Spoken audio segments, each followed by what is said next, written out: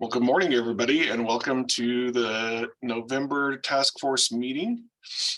With this, we'll go ahead and call the meeting to order, and we'll start off with roll calls and introductions. So normally, I'm sorry, go ahead, Holly. Thanks, Scott. This is Holly. I will go ahead and do roll call. All right. Representing CCI, either Tina, Julie, or Allison. Good morning, this is Julie Nelson. Thank you. Representing CML, Jacqueline.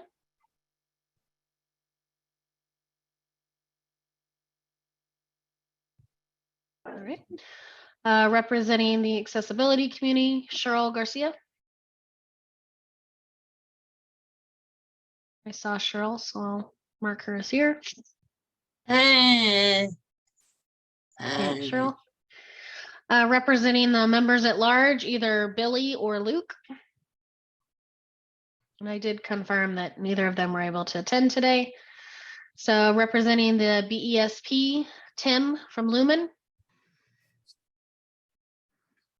I don't believe Tim will be on today. Representing BESP Entrado, Mary Jane. Yes, I'm on, Holly. Thank you. Thank you. Representing the ILEX, Wes from Lumen. Present. Thank you. Representing NNTC for the ILEX, Darla.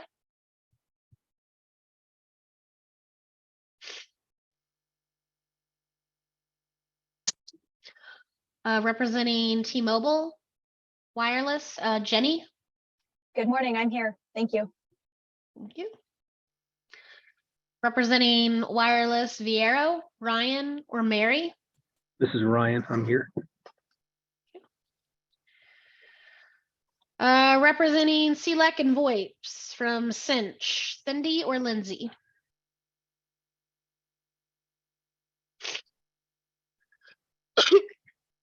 And I apologize, I'm getting over a cough. Okay, nobody from Cinch. Representing CLEX and VoIP, Bandwidth, either Jay or Erica. This is Jay Slater. I'm here. Thank you. All right, now representing 911 from Gunnison, Jody. I'm here. Good morning. Good morning. From Morgan County, Danette. Good morning, I'm here. Representing Grand Junction, Jennifer. Good morning, I'm here. Good morning. Representing Larimer, Kimberly. This is Kimberly and I'm on. Representing AdCom, Jackie or Ron. This is Jackie and Ron and I are on. Thank you. Representing Eagle, Beth. Good morning, I'm here. Representing Sterling, either Valicia or Paula. Good morning, I'm here. Valicia. Thank you. Representing Jeffco, Jeff Irvin. Jeff Irvin is here. Representing Delta, Karina. Good morning, I'm here. Thank you. Representing Douglas, Deanie, or Shannon.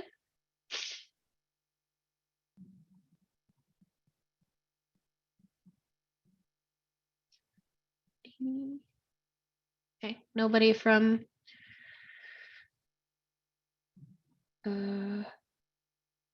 Douglas.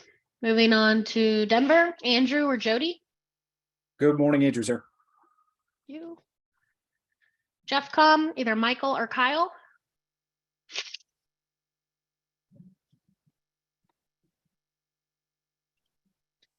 Representing Aurora, Tina or Scott. And representing Thornton, Sean, Brandy, or Ashley. This is Dora Mestis. I'm here. Sorry, Dora, you're an alternate for Thornton. I'm the interim manager currently. Sean and Ashley are no longer here. Okay. I'm gonna update this.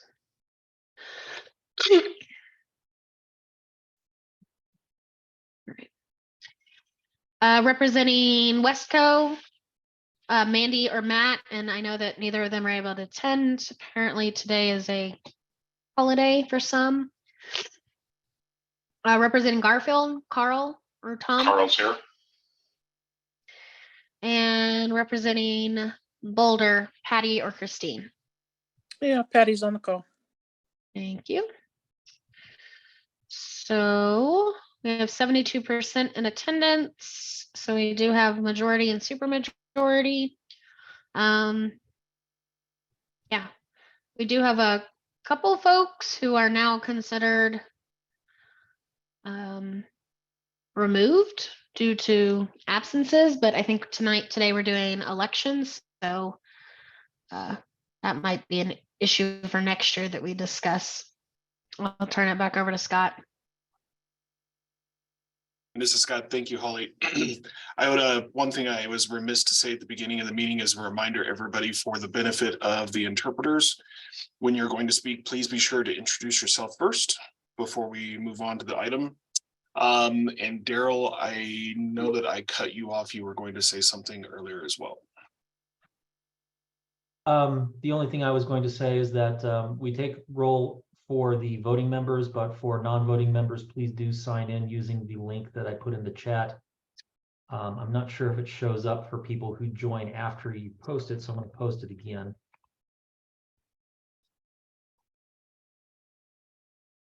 And I'm not sure we have interpreters on today, but it's always, I think it's good, good practice to get into to announce yourself before speaking, like I just didn't.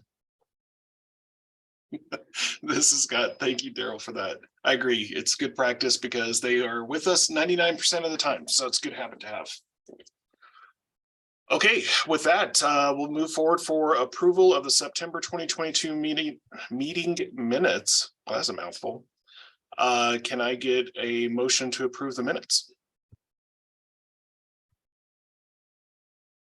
This is Kimberly. I'll make the motion to approve the minutes from the September 8th meeting. This is Andrew. I second. Mrs. Scott, thank you, Kimberly and Andrew. Any opposed? Please say so now. Okay, we will consider the September meeting minutes approved. With that, we will move on to our guest presenters today. A presentation from Ken and Jack, both with Hexagon, on unlocking operational intelligence. So Ken and Jack, when you are ready, please go ahead and proceed. Thank you, everybody. It's great to be here. It's good to see all of you guys virtually. And it's my pleasure to introduce my colleague, Jack Williams. He is the Director of Portfolio Marketing here at Hexagon. 19 plus years experience working with high growth technology companies, startup and even large companies. Just an amazing individual, and I'm so grateful to have him on with us today to share a few things. He is from West Virginia, so you might need the translators to translate a couple of the things, but it is a great to have him here, and we look forward to talking about assistive AI and how to really unlock that within the PSAP. And I am sure you're going to be informed and entertained. Thanks, you guys. Jack, turn it over to you. Unmute. All right. Hopefully you guys can see my video and hear me. Can you hear me, Ken? Give me a nod. Yes, sir. You're good to go. All right. Hey, first off, thanks everybody for giving me the opportunity to speak with you today. Quick story up front. My wife and I just got back from our Colorado trip. Actually, we were in the Denver area last week. We got to see a great concert in the snow at Red Rocks. And you guys have a beautiful state. We enjoyed, traversing it and staying all over the different spots. So Colorado is awesome. We had a great time. We're bringing the kiddos back next time. So just wanted to highlight that. I thought that was quite ironic that I was just out there, and yeah, it was beautiful, and Red Rocks is spectacular. All right, so with that said, I want to go ahead and talk today. I have a presentation today that's talking about artificial intelligence, AI, And what I want to do is, there's always a question, right? Is this a friend or foe? And I'm going to make the argument that, there are some intelligent ways to apply artificial intelligence, machine learning to increase operational efficiency, help act as a blind spot detector, if you will, and assist humans in their daily jobs, not replace them. And one specific aspect I'm going to focus on is increasing operational intelligence, meaning using data as it's coming into the PSAP or the call center, the emergency communications center, being able to take that high velocity volume of data and figure out what's going on in the here and now. A little less of the post-mortem, sort of deep dive reporting and analytics that you do sort of after the fact, but more about how to increase that real time, operational intelligence inside the PSAP by leveraging AI. So hopefully you'll find it informative. I'm not trying to make it salesy or anything, and I'll speak very frankly with you, and hopefully we'll save some time for questions. So let's go ahead and get started. So I like this quote. It says in 2017, a study from the International Journal of Social Robotics said 71% of respondents expressed some degree of fear and or apprehension towards autonomous robots and artificial intelligence. I'm sure you've seen the Boston Dynamics dogs and human-like things running around on treadmills and doing all this crazy stuff on your Twitter feed or whatever social media you're enjoying. AI is commonplace both at the home and at the workplace, but there is this feeling of uncertainty from the public, and I would say even in our industry in public safety, that continues to persist. And that 71%, from this study demonstrates that. And so while I think AI is ever increasing, it's more of a buzzword that you're hearing more and more about, and the role in which it's going to play ethically with regards to how we integrate with it as human beings, the concerns linger. Some of them are pretty far flung, such as, like Terminator or Minority Report. You hear a lot of these things. I will tell you firsthand, while AI technology has advanced dramatically and is still exponentially increasing, we are a long way away from what I would call general artificial intelligence. It's just the nature of the beast. But I think there are some more rooted concerns in the near term that I think there is some understandable confusion over, and specifically around like, what is AI? That's a very broad term, right? Artificial intelligence, and the definitions evolved over time. Back in the 50s, sort of the invention of precursor, what we call AI today, is traced back to Alan Turing's theory of computation in the 50s. But it continues to sort of be redefined. AI now is more pervasive. The older forms of what would have been called artificial intelligence, 10, 20, even 30 years ago, are now considered just kind of foundational, table stakes, routine technology, right? But, in our daily lives, it's important to address these concerns and confusions because it will slow down the adoption and uptake of new AI applications and projects. But if we don't kind of clear this up and people don't understand or trust their software, they won't be able to use it to their fullest potential and take advantage of their data for operational intelligence in this case. So, things like search engines, recommendation engines, self-driving, these are all examples, virtual assistants that we have in our house. They're all examples of AI applied in our daily lives. So, while it's, sometimes you get this scary mantra, it's in your phone. Basically you're interacting with artificial intelligence, machine learning all the time nowadays. And you're starting to see some folks and decision makers, say, how can we leverage this, right? What's a practical way outside of the academic world where you find a lot of data scientists? Like up the road, I live in Morgantown, up the road in Carnegie Mellon in Pittsburgh. It's one of the best AI engineering schools in the world. It's very academic. So I want to take something that's academic and apply it to a real world solution to help make somebody's job better, to provide more information. And I think people are more open to it. They just need to understand it. But one of the things to understand is it's very ubiquitous already, but I do think there needs to be an explanation on how it works what it means, and what will it mean for the people who use it. So let's start with some basic definitions, right? What is AI? So artificial intelligence is basically at its, sort of Wikipedia definition, is intelligence demonstrated by machines as opposed to natural intelligence displayed by humans or animals. Okay, that's very broad. Okay, so AI is this big umbrella, artificial intelligence. Okay, then you hear a lot of this terminology of like machine learning. And what is machine learning? Well, machine learning is actually a subset of AI. So it falls underneath the AI umbrella. And it's the application that basically you program a model, or a model is trained, a machine learning model that provides the ability for software or an application or a system to learn over time and to improve itself from experience. So you can sort of set the model up, you train it, you plug data in, you train a model, you validate your model, you tweak it, then you apply that model. And that model continuously gets smarter and smarter the more data that churns through it. And without being sort of explicitly programmed via rules or heuristics. So machine learning is a form of artificial intelligence. When it comes to approaches, there's all different types of approaches. And I'm not trying to get in the weeds. I'm just trying to lay a foundation for some terminology. So supervised learning is an approach.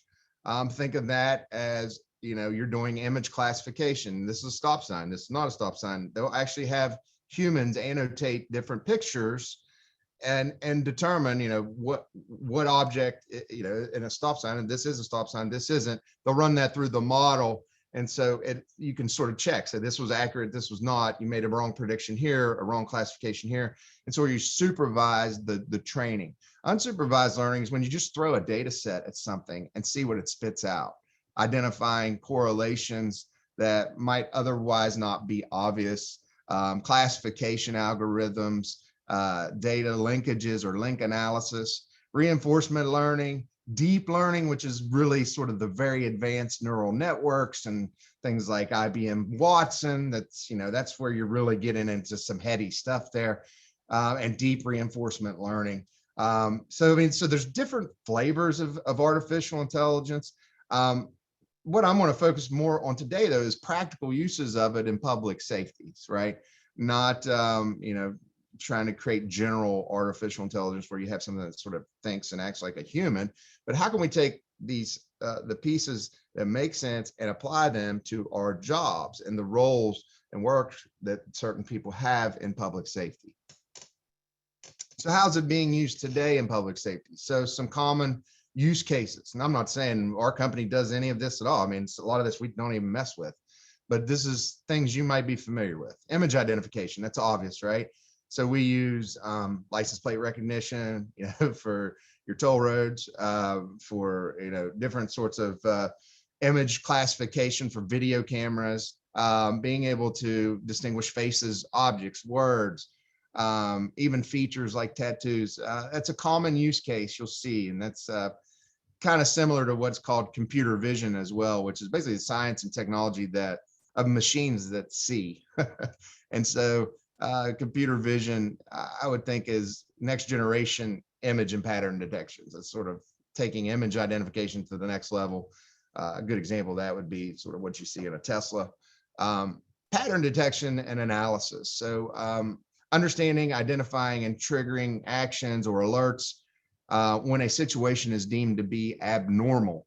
And this is an area we're going to talk about today, because I think there's some low-hanging fruit. I hate to use that metaphor, but when it comes to pattern detection, analysis, anomalous behavior, similarities, that's where operational intelligence, I think, and AI can be beneficial. Then you got things like biometric systems, video and audio transcription is a big one, being able to intelligently transcribe, threat detection. So being able to do threat, sort of incident planning, real-time threat detection, so you can be proactive and not reactive to managing threats. This applies a lot in the cybersecurity space. Next generation 911, right? Your chatbots. Chatbots are a form of artificial intelligence. Digital content that's being uploaded and organized, your digital evidence management. A lot of that leverages artificial intelligence for classification, intelligence search, cybersecurity. And then there's this big one at the bottom, predictive policing. I will tell you right now, at Hexagon and even in my realm, this is not something we dabble specifically in. There's a lot of challenges to this, some ethical concerns, predictive policing. It's interesting. It's a field, but like I said, the focus that we're going to focus on today is probably more of the pattern detection and analysis. There are some people out there who do predictive policing applications. And if you are such an agency, we'll provide some tips and tricks or some questions to ask to make sure that that's being used in an ethical, proper manner later in this webinar. So let's talk about some concerns. As I mentioned earlier, Hollywood does a very great job of sensationalizing artificial intelligence as a potential apocalyptic threat. But there are some real concerns to people, the private sector, the public sector organizations when it comes to AI. And these are very real and something that we should talk about. So one is replacing human and the human judgment factor. This is a big one in public safety. I'm of the belief that you cannot replace the human, and the human judgment factor is unique, especially in the context of responding to incidents and life safety functions in public safety. But there are some concerns when you throw out this word. Is my job going to be replaced, or are they going to automate things? I think there's some possibilities to automate redundant tasks, but the human judgment factor, or what is in the business, you'll hear the term human in the loop. I'm a big believer of having a human in the loop, but that is a concern that some people have and scares them away. Biased data and black box algorithms. This is sort of the challenge with the concept of predictive policing. There is a concept of biased data sets, right? Over reporting in certain areas will lend itself for an algorithm or machine learning. I mean, a model itself is not biased, but the data that feeds the model could be biased, over reported, oversampled. Think of those types of terminology, which could cause challenges in any sort of predictive model or artificial intelligence model that you use to help make decisions. That's something you got to be aware of. Black box algorithms. So these are algorithms or models that spit out results or predictions or alerts or notifications, and you don't really know how it came to that. It's not really explainable. It's not easily interpretable. And then you don't really know what's going on under the hood. It's opaque. It's a black box.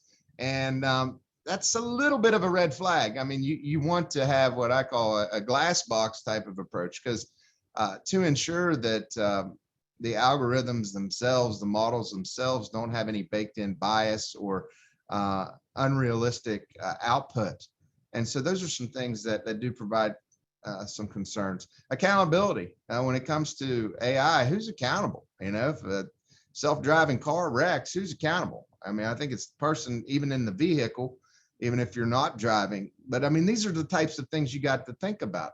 Who is accountable when you use AI machine learning to make decisions? Transparency and trust. Like I said, that's a lot about being able to easily explain, understand, make sure technology is being used in an ethical manner, especially as we continue to try to build trust with the communities we serve, and also build trust that we are, applying a data-driven approach, but being transparent about how that data is being used. It's not just spitting out some random result. So those are all some of the concerns, valid. I will try to provide some guidance later on ways or things to look at if you decide to say, hey, how can I use artificial intelligence in public safety or in my job to potentially do something better? Maybe you want to start up a pilot project or do an initiative. You need to consider these things and be able to address those concerns or have answers to those, regardless of what it is you're looking to do. So now I'm going to introduce this concept of what I like to call assistive AI. And I use that precursor, assistive. And I will hypothesize to you or make the argument to you, the audience, that this approach to AI is very practical. It's something you can do today. It's an applied use of AI. Like I said, a lot of use cases of using AI, very academic, very pie in the sky. But hey, man, I need something that works for my job, right? I don't need some fancy science project. I will hypothesize that this assistive AI is one that public safety agencies need to thoroughly consider, this type of approach. And this is a term that we've coined at Hexagon, but basically it's a human-centered, transparent approach to embedding AI within the operational system, like a dispatch system, for example, that focuses on adding to or providing additional context to the human judgment factor and intuition in real time. So at the core is still the human judgment factor and intuition, human in the loop, but it's being able to add to and provide additional context and proactively alert or identify things to help a human make better decisions, therefore assisting them. So therefore the term assistive AI, assisting people and personnel, but leaving the decision making up to humans. Does not replace personnel, but helps them make better decisions, amplifies, I like this term, amplifies their intuition, right? Backs them up maybe on something that they've known or might draw based off of their past experience, and accelerate the real-time impact they're making. I like to use this term too, you know, the operational blind spot detector. We all have that nice little light up thing on our side mirrors on our car nowadays that tells us when something's in that passing lane and in our blind spot. And I like to view assistive AI sort of in that context, or as sort of a second set of eyes. I know we have a lot of turnover. There's a lot of new hires in call centers. You know, what do they say? Call takers, dispatchers, some of the most hardest people to recruit, train, and retain nowadays due to a multitude of factors. Well-being being one of them, but being able to provide new hires and people new on the job with a second set of eyes, sort of as a, if we're going to keep with the car metaphors, a safety bag, then yeah, it provides that additional layer of, you know, hey, something's sort of checking out everything in the back and going to alert me proactively if something happens. So the case for assistive AI in public safety, how could you use this concept, this brand niche of AI in public safety? And I'm going to talk about that right now. Well, one, I've already mentioned this. I was on a call with the director of the call center in Winnipeg last year up in Canada. And we have, most dispatch record systems have a analytics and reporting type of a solution to where you have, all your database fields abstracted out, and you can do reporting on response times or AVL playback or any number of different sort of standard reports. And now you can use Power BI and Tableau to create all these interactive dashboards. I kind of classify that as business intelligence and reporting. And what she said, on that call, she said, we're really good. We have a good team of business intelligence folks and reporting folks. We're really good at that business intelligence side of the house. We can produce reports. We provide cadenced analysis weekly, monthly, year over year, common KPIs that we're measuring. Use that for planning, staffing, better operational efficiency. She said, but you know what we lack? She said, we lack understanding the pulse of incoming calls and evolving situations, handling peak saturation points and making adjustments in the here and now. That's what makes our blood pressure rise, she said, is when situations escalate very quickly.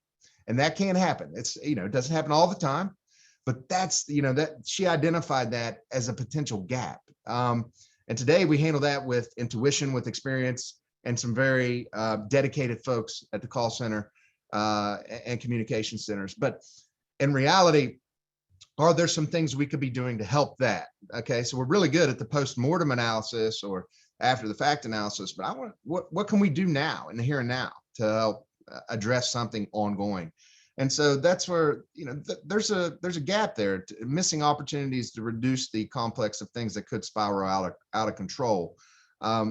Current tools, like I said, are more leveraged in the post-mortem analysis. It's kind of like, hey, there was a robbery And then the police go and they'll go get the footage. And then, after the fact, you're looking at a suspect and then, you're trying to, well, wouldn't it be nice to get that in real time, right? And react. And that as a very simple example, but current tools aren't really focused on the real time. They're focused more on the after the fact analysis. And that's that lag between that operational data capture and the time it's available for the deeper analysis. Today, there's a heavy reliance on contextual searches. I've been in the cockpit, I like to call it that, of different call centers and all these screens and systems that folks very tactfully and strategically can work around and search multiple different things, and even use their knowledge based off of previous incidents and experience. There's an over reliance on that, at least from what we've observed. So operationally, it's very challenging. There's a pressure to perform as well. In the call center, too much data. This picture is accurate. All these screens, all these noises, all these systems, connections or similarities, or being able to connect the dots, typically is through contextual searches. Searching here, searching this system there, going to this system, searching this, keyboard shortcut, pop this open, or experience, or usually a combination of both. And in those high pressure situations, we all have seen those all-stars in action. Okay. But we do have an aging workforce, and we're going to need to, we can't over rely on those all-stars in these communication centers all the time. And I think you guys know who I'm talking about. So there's a growing pressure to perform, especially as service areas get larger. You got to do more with less, and increasing call numbers. And there's an increasing number of technology vendors inside of the call center, a lot of things that interact with dispatch, telephony, records, you name it. So it's just increasing that pressure. And then finally, being able to communicate information to the field on live events as they're unfolding. Again, that lag between the time it's typically available for analysis and reporting. It's already done with whatever is there. We want to be able to proactively alert, give a heads up and say, hey, and then push that out to the field in their MDTs or through other mechanisms, and focusing more on what's going on in the here and now instead of this more retrospective analysis. So those are areas where this concept of assistive AI, I really feel could help out in the public safety, specifically the call center type of environment. So sort of summarize those benefits. One, I think it could be a force multiplier. Helping you make better real-time decisions. And it also allows you to, with assistive AI, and I'll talk about, some of the machine learning algorithms that we use, the institutional knowledge, and more data that goes through it, the more it's going to learn about the environment and what's normal and what's not. And so that experience, that institutional knowledge can be captured, and not necessarily have to be verbally handed down from here to there to there. It's actually captured in the term, basically you're learning from every call, and learning what's normal, what's not. You're learning what could be related, what isn't, that type of context. And I really think it could act as a force multiplier there, basically allowing you to do more with less. Well-being, I do think it helps with potential alert fatigue, helps to augment or add to personnel's repertoire with real-time insights, amplifying their intuition. And then that's a good way to help onboard new hires. And then also to bridge information gaps and data silos, creating shared awareness, being able to notify, act as a catalyst of maybe, hey, how can I start to be more intelligent in the real time? How can I increase my operational intelligence? And I know public safety is slow to adapt. It's a risk-averse market for good reason. I get it. But I think with simple things like this, you can start to say, hey, this has been a big help. This hasn't been a burden. This has been a net add to the lives of my day-to-day, or maybe it's just your supervisors and certain folks in that who would leverage this type of tool. Those are some of the benefits that I think assistive AI could bring to the table. I have to plug what we are doing at Hexagon. At Hexagon, we have released this concept called Smart Advisor. It's public safety's first assistive AI embedded within our dispatch, on-call dispatch system. It allows, basically what we have are these different AI agents. What's nice about them is it's a glass box approach. They're configurable. What does that mean? Jack, ex-computer. So these AI agents, you can set them up on missions. You could set them up to look for keywords, but these keywords don't have to be spelled the same. They can have different context. It might be a synonym, but you can have it you can configure missions for it to track and look for. It's going to automatically, identify similar events, regardless of the event type, location. It's going to mine the event comments, look at the profile of the whole event relative to, typically we would go back 30 days for more of this historical or for more of this operational context. Look for repeated events, feedbacks, all these different agents, patterns, statistical anomalies, and correlation. They all have missions that are mining this data. Think of it automatically in real time. And then depending on what users, and a lot of folks, I'll be honest, as we've rolled this out, they don't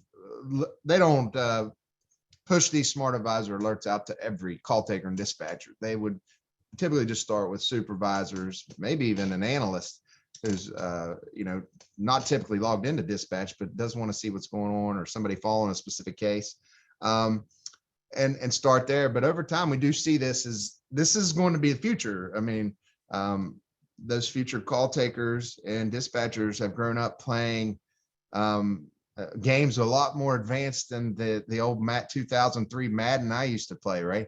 And so everything that they're used to a lot.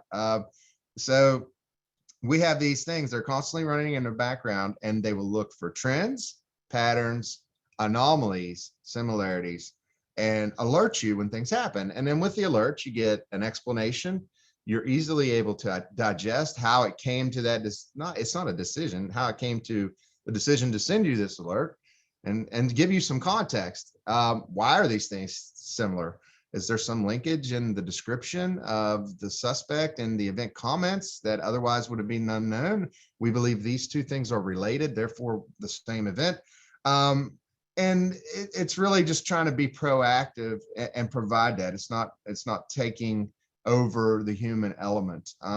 And there's a self-learning element to it, but like I said, very configurable. You see what's going on. You can direct the agents to do what you want. And the great thing is, you don't have to be a data scientist or anything to code it, or you can just let it run out of the box as is, and it learns the environment. Here's a quick video I'm going to play that might provide a little bit more context of how this would be used and how this is used in a real-time scenario. Hexagon On-Call Dispatch Smart Advisor is a set of software agents that deliver real-time analytical insights to on-call dispatch clients. Using advanced statistics, machine learning, and artificial intelligence, it mines real-time operational data to uncover trends, anomalies, and similarities. By scanning a broader horizon, Smart Advisor helps public safety agencies identify related incidents and rapid onset emergencies so they can intervene earlier. Consider how Smart Advisor could have helped Victoria, Australia during a large-scale event in 2016. A unique combination of pollen and weather patterns caused thousands of people to experience severe allergy attacks. 9 people died as a result. Smart Advisor's statistical agent would have detected an abnormal number of asthma events over a given time period. Likewise, its similarity agent would have identified similarities in events by mining associated remarks, regardless of how the event was classified. Smart Advisor would then quickly relay this information to supervisors, regional leaders, and field officers to make them aware of the situation and potential need for additional resources. Now let's look at another hypothetical scenario to see how Smart Advisor connects the dots between seemingly independent events across a city. 911 receives an EMS call about an unconscious woman on the side of a road. The caller mentions a red sports car leaving the area, which is noted in the event remarks. 30 minutes later, 911 receives a call in another part of the city about a purse snatching. The caller reports the suspect hitting her and fleeing with her purse. She's unable to get a good look at his face, but does recall seeing a red Trans Am driving quickly away, but is not sure it has anything to do with the incident. Shortly after that, a dumpster fire is reported on the other side of town. The fire department responds, and they note a scrape on the dumpster by a red vehicle. They also notice a scorched purse in the trash. Immediately after this third incident, Smart Advisor identifies a trend and issues a notification of an 80% similarity across these events. A sergeant opens the notification and scans what triggered it. He immediately issues a BOLO containing details of the Smart Advisor notification. A field unit notices a red sports car leaving town and pulls it over. They find stolen goods from both women and arrest the driver. Although the link between these incidents was not overtly obvious, Smart Advisor connected the dots in real time. While users focus on ensuring the proper response to individual incidents, Smart Advisor scans a broader horizon to identify trends, anomalies, and similarities regardless of the agency, location, or event type. Hexagon On-Call Dispatch Smart Advisor, connecting the dots in real time. So yeah, hopefully that gives you a little context on how Smart Advisor can be used. I do want to mention, we've had a very successful launch of Smart Advisor in the city of Manaus in Brazil. So far, so good. It's a different concept, but what we've realized is the longer Smart Advisor's there and learns the baseline, the more intriguing and interesting the alerts are.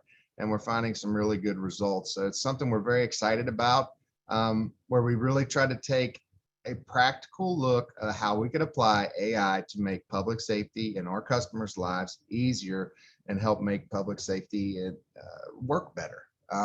So it's step one, dipping the toe in the water. We're also took this same concept of Smart Advisor and applying it to our Hexagon Connect solution, which is sort of our data sharing and collaboration platforms, not dispatch, but it's where you link up a bunch of different agencies, private organizations, public organizations, different neighboring jurisdictions.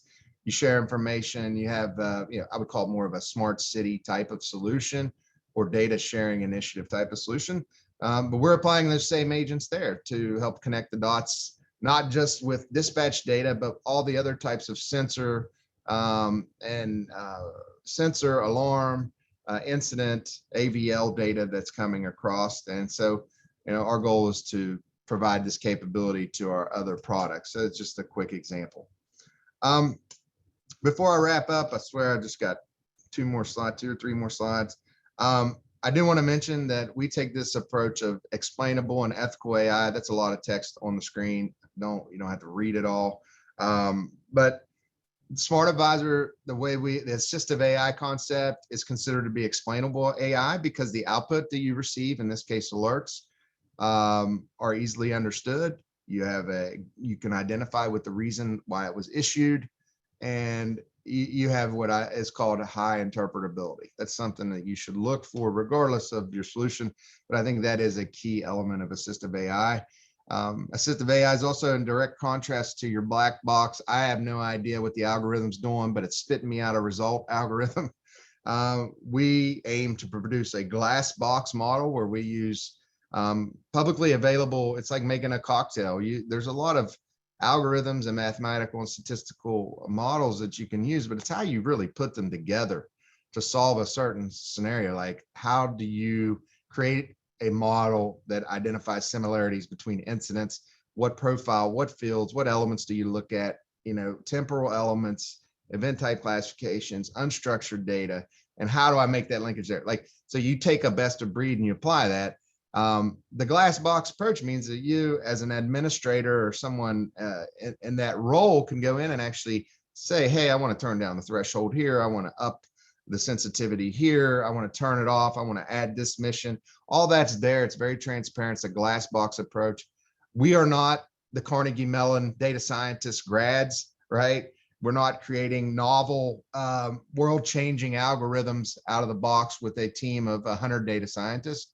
What we're doing is taking our public safety industry knowledge and taking what's out there publicly available, combining it in such a way that it solves real problems. And so that makes it very explainable. It's open and really trying to make it more accessible to our end users.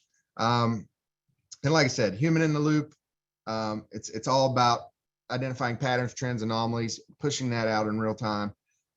Explaining it, explainability. It's not predictive policing. We're not getting into that whole thing.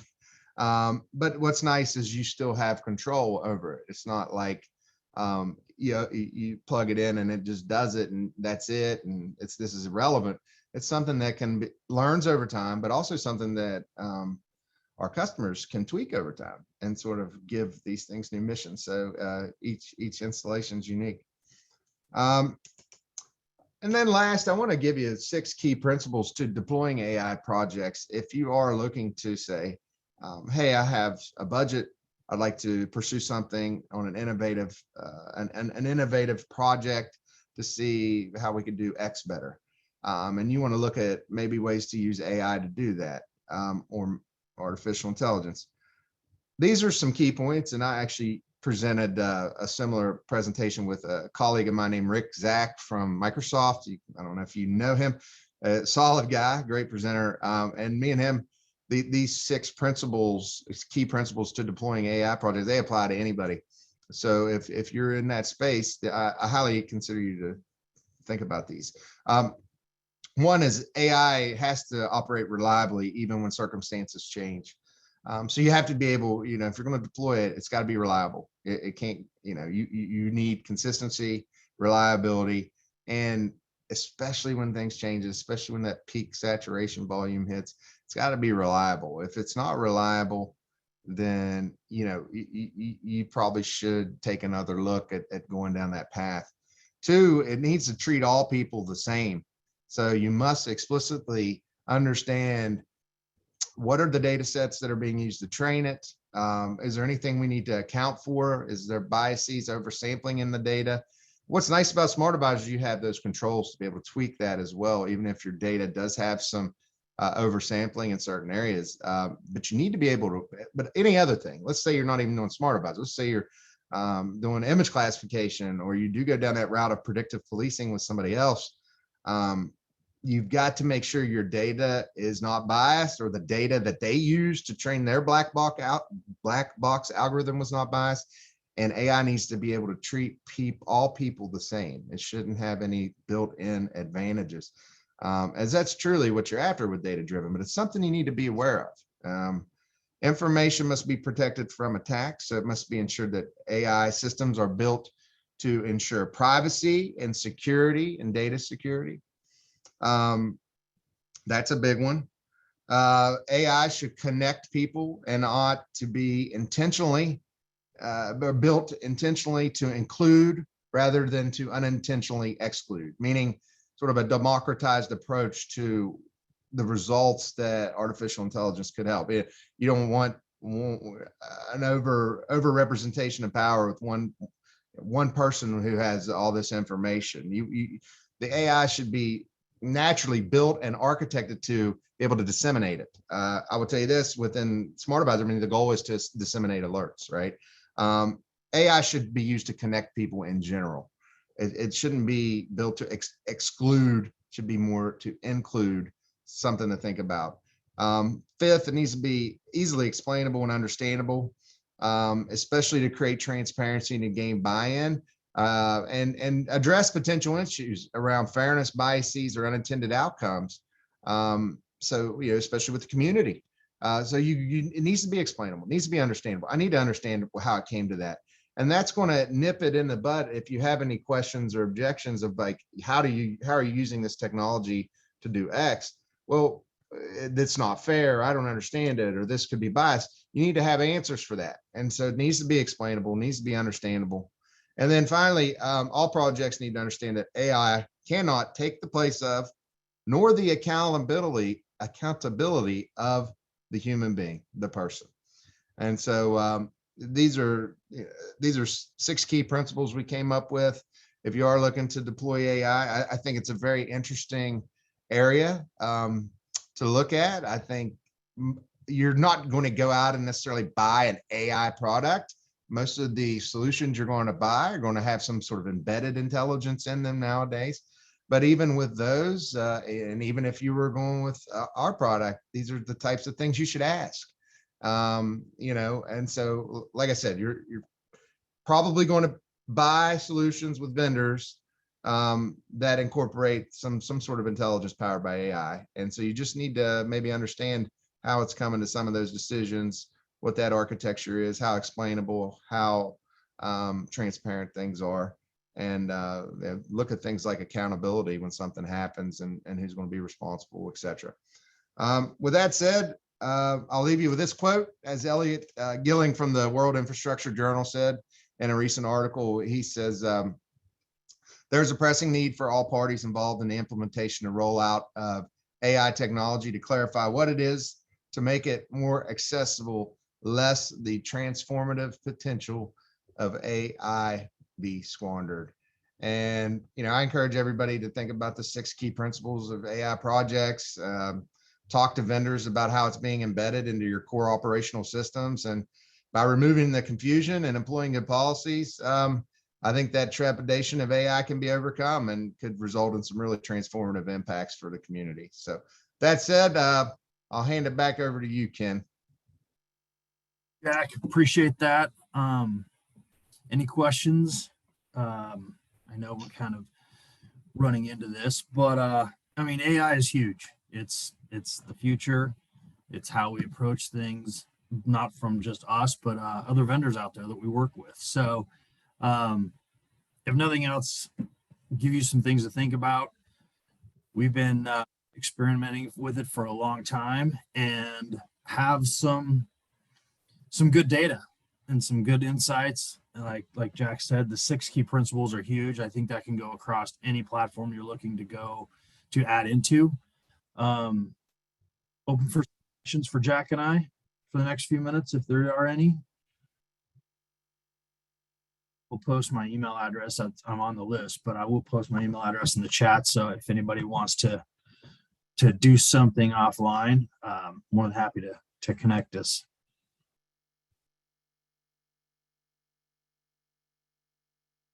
Well, thank you. I appreciate the time, Daryl, and the opportunity, and always enjoy being part of these meetings. So with that, you guys have a great rest of the day, and we'll all be in touch. Thank you.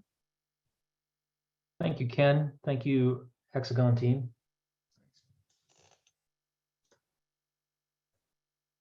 This is Scott. Yes, thank you, Hexagon team. Appreciate the presentation and the information. So moving on to the agenda here real quick. I know the next item on the agenda is task force election nominations. Daryl, however, Jackie Louise has to leave early. So let's see if we bump ahead real quick, let her go through her 2 standing report updates, and then we'll circle back to the election nominations. Does that work? Scott, it does. And I also wanted to let you know, I didn't have a chance to talk to you because I had this conversation with Wes right before the meeting. He's wanting to do an ECATS update fairly soon as well. So maybe after Jackie goes, we see if Wes and his team is ready to do that. Thank you, Daryl. Yes, we've got, Scott, we've got some folks that have a hard stop coming up. So if we can jump on after Jackie, that would be terrific. This is Scott. Absolutely. Let's go ahead then. So Jackie, how about your legislative committee update? Thank you so much. Good morning to everybody. I just wanted to give everybody a brief legislative update. One that I didn't have on the report because it just happened. Representative McCluskey was reelected to her position in the House, which is great. And we will be getting in touch with her soon. And she was working on, of course, getting the draft of the misuse of 911 legislation. And we've also been talking to her and a couple of senators about the enterprise fund bill. And again, because of the election, we didn't have a lot of contact during that time, but we should be able to move forward pretty quickly now. Are there any questions about the legislative committee?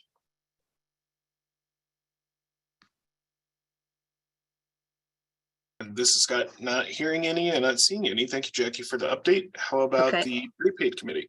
The prepaid committee, we got busy this fall. Again, this is Jackie for interpreters. Prepaid and collections, we've met a couple of times and we've done a few things. One of the things we did was we went over the algorithm that Daryl's using to calculate the prepaid percentages, and he used the EZNet reporting system that was called Clearview, and I apologize, I don't know the new name of it. but basically he used those reports to do the percentages. The numbers changed for some people, and so we kind of took a little bit of a deeper dive into that. And it looks like per the people whose numbers changed, their actual call taking equipment had very similar numbers to what the Clearview had. So we felt like it was pretty accurate and probably more accurate than the Annie Alley retrieval reports were in the past. Jolene has been working on putting together a master contact list for all the service providers. And she's been given a lot of data to compare. So it's been quite a process, but it will be when we're completed with that list, it will be posted on the task force website so that everybody can have access to that contact list. The other thing is we'll create a form so that if you're an authority and you're looking at your remittance and you see a change or get notified of a change in contact, there'll be a form that you can fill out to submit to her so that we can kind of keep these updated as we move along as a group as opposed to individually. And then we also worked on a standard remittance form that we can use. You don't have to use the form, but if you want to give the service providers a form to fill out to make sure they're including all the information you want on the 911 remittance form, you can use these forms. There will be a memo kind of explaining the difference between them. One has the ability to actually charge late fees, and the other one does not. If you do charge a late fee, the statute says there has to be a appeals procedure in place. And so that would need to be adopted by your authority board and put into a resolution so that you would have that on file. And we will also be working on a draft of one of those so that everybody can have access to looking at that and then tweaking it for their needs. And the last thing with that, we are looking at doing a audit that would be initiated by the PUC. The PUC staff right now is kind of meeting to see what the best options are. We discussed several in our meeting. And so they're going to come back to the committee with some of their thoughts and how they want to move forward with this initial audit process to kind of get our feet wet because we've never really done one. And so we'll be meeting about that soon. I did send out a doodle poll and I have not scheduled the next meeting, but as soon as I do, if you're a member of that committee, you'll need to, or that you'll get the notice. If you're not a member of that committee and want to be, you will need to put your email in that list on the PUC website. And with that, are there any questions?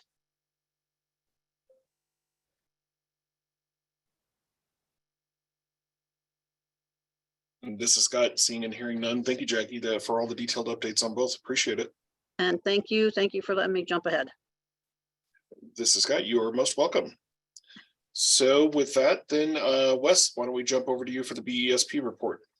So just so everyone knows, I am serving as advisor to the commission, so I can't be in a meeting where anybody's discussing negotiations of this.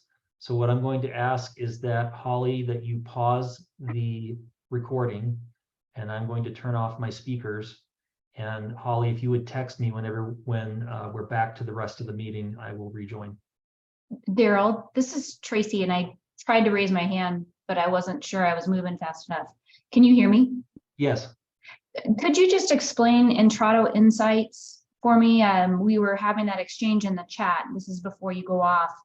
You said Intrado Insights replaced Clearview, and I don't know what that means. So in the EZNet tariff, CenturyLink provided access to a system called Clearview. That system is being deprecated. So it was replaced with Intrado Insights, which has all of the same reports that Clearview had. So it's a different name, but it's the same product really that's described in the EZNet tariff. Wes, did I get that right? Well, are we saying Insights or are we saying ECATS? You mean?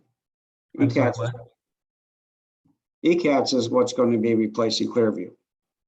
Well, except that Clearview has already been replaced by Intrado Insights, right? Oh, When I okay, sign- well, Yeah, when I sign in to get the numbers right now, I'm signing into Intrado Insights, not Clearview. oh, okay. Well, I've got the Entrado folks on the line. I didn't even realize, quite frankly, that had already made that transition there. Is that what the governing bodies also have access to? They should. It should, yeah, that would be the case, Tracy. Okay, thank you. It's through the same Intrado user portal, but you have to click on Intrado Insights instead of clicking on Clearview. Because Clearview only worked with the old version of Internet Explorer, and it was old technology. And that Explorer was obviously something that's not even actively supported much anymore, so. Right. Pretty awkward. I have on the conference phone here. Wes, one moment. I'm sorry, this is Scott. So Tracy or the group, any other follow-up questions to that question first before we move over and Daryl drops? No, thank you, Scott. That answered my question. This is Scott. You are welcome. And this So, is Holly. Daryl, just to confirm, no minutes on this part as well? Correct. Okay. So just, you can put in the minutes that there was a discussion about ECATs. Okay. But I'm no gonna details. go ahead and pause the recording and let Daryl. Okay, I'm gonna. This is Holly. I've let Daryl know that he can come back into the meeting. And This the is Scott. recording Thank you is very back much. on. And thank you very much, Holly, for that. Appreciate it. I have returned. And this is Scott. Thank you, Daryl. One question that came up is Lumen is going to be providing a secure share site on their own infrastructure so that the members of this group can access that information. The question was if they're going to share the link to that, is it create a conflict to use the 911 task force distribution list to send the link? Or is that acceptable? And if it is a conflict, can we just get an extract of those names and email addresses that are on the list? And if so, then I will take that and forward it to Lumen so they can email the group directly themselves. I don't think it's a conflict, so long as Lumen and all of the other parties are trust me enough not to click the link. I'll tell you, I won't click the link. If you trust me, then we can send it out over the listserv. And this has got Scott. So Steve or Wes, I think if you're going to create that list anyway, you could probably restrict it so that PUC email addresses couldn't get in anyway, couldn't you? If that was a concern.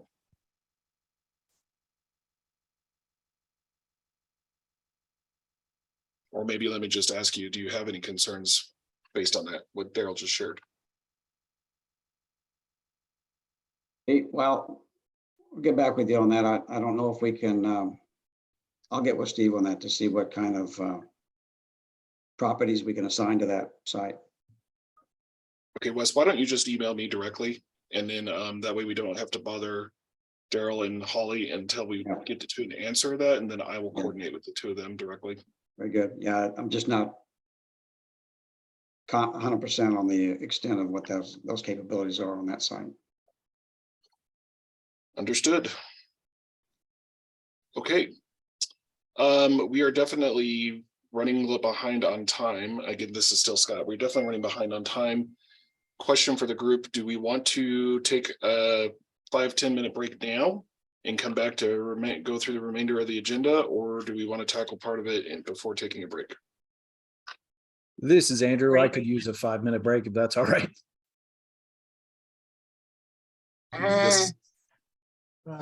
This is Cheryl.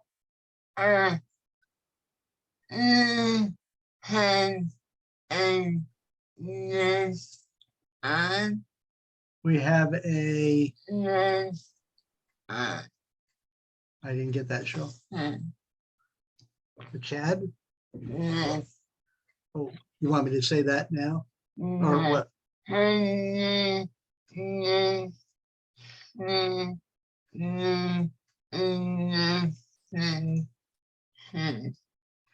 Can you do the election first? What after the break? 5-minute break or what? Anyway, that's her comment. And this is Scott. Thanks, Cheryl. So would you be opposed to taking a 5-minute break and then going straight to the elections? No, that's fine. And this, Scott, thank you, Cheryl. So we will do that. It is now 12:02, so let's plan to resume at 12:07. Thank you all.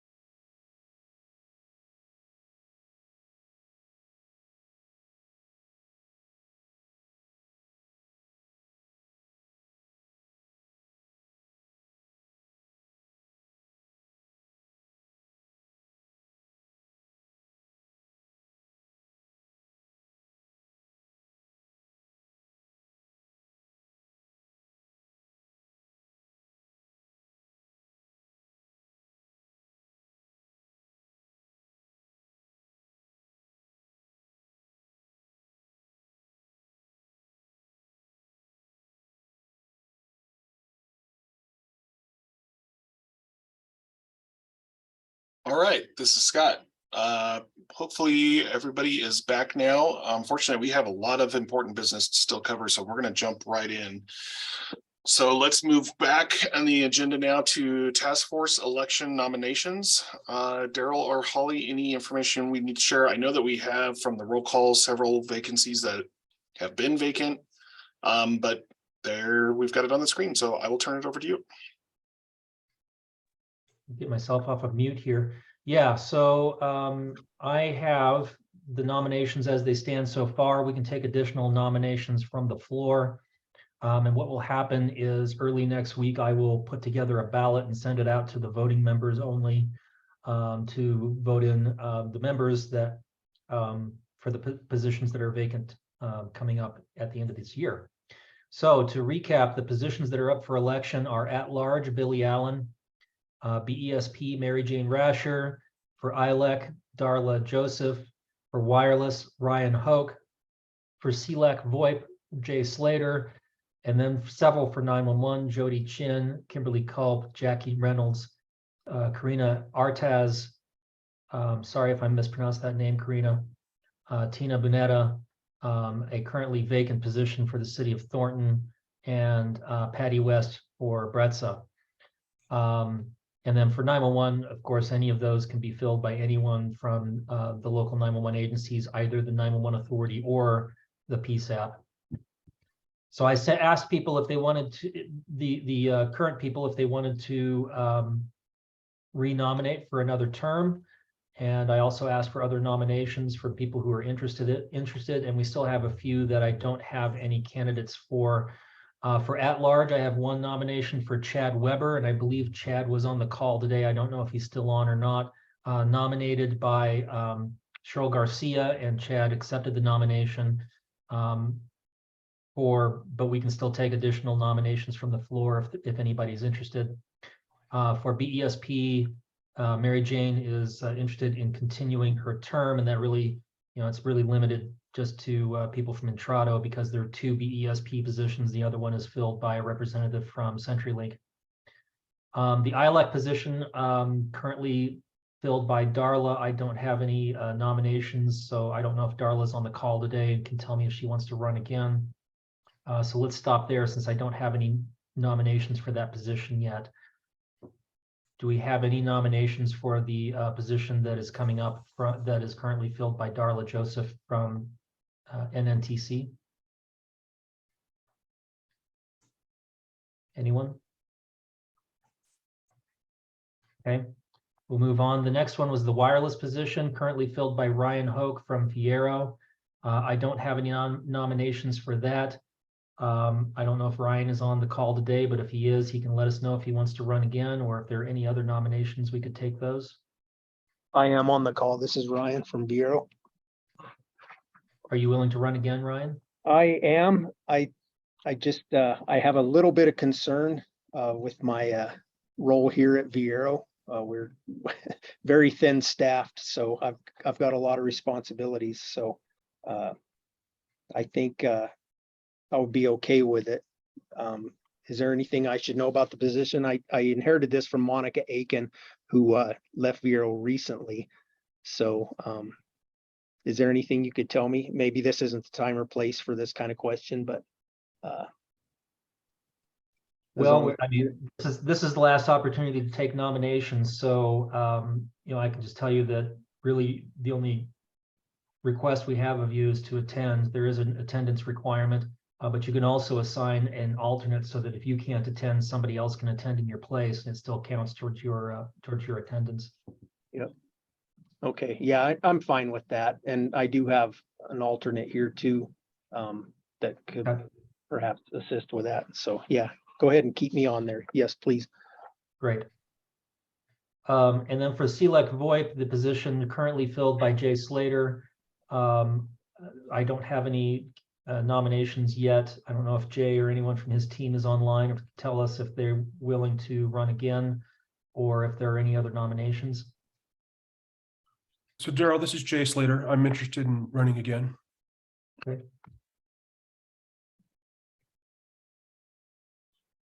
Any other nominations? Actually without a Y, but oh, I'm sorry. No worries. There you go.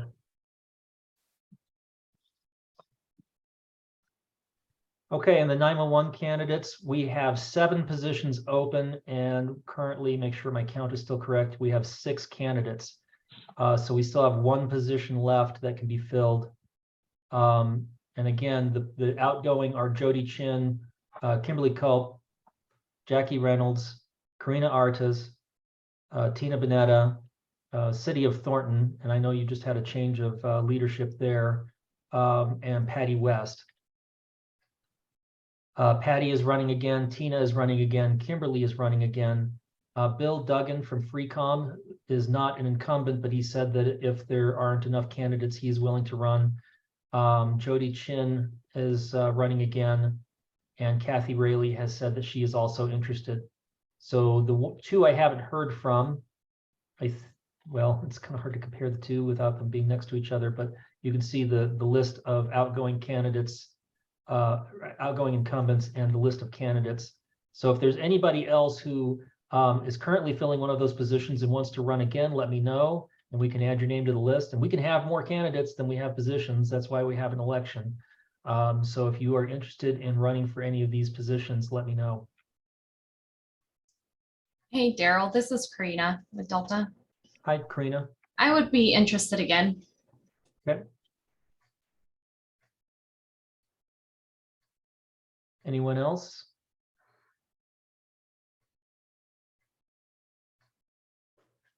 And by the way, if we end up with only 1 candidate for every position, there's probably not a whole lot of point in having a ballot come out. So we'll probably, unless somebody objects to not having a ballot, we'll probably skip that. But if we have any other candidates, we can certainly send a ballot out. Daryl, this is Jackie at AdCom. I am interested. Great. Thank you, Jackie. Daryl, this is Scott. I know that Tina did not provide a bio, but I would continue to serve as the alternate for Aurora as well. Okay.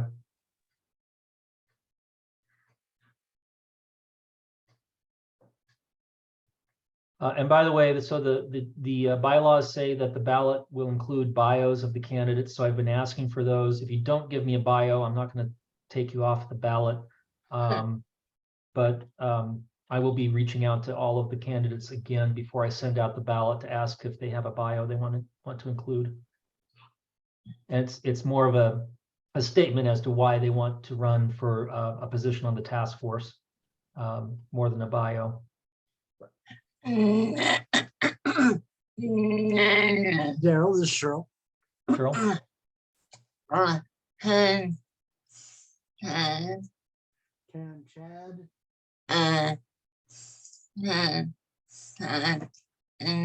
talk about himself?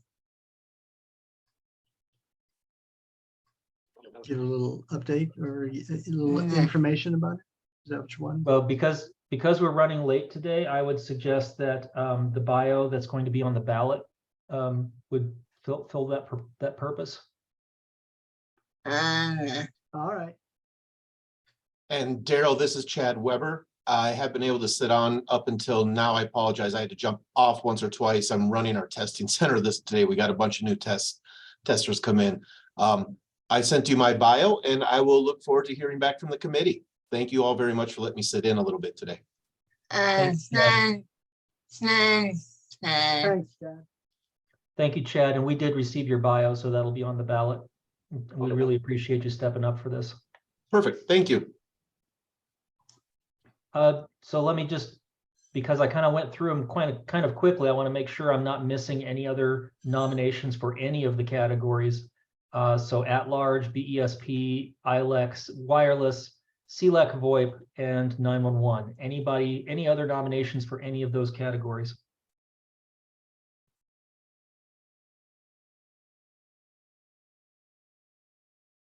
All right, well, thank you very much. I'll turn it back over to Scott.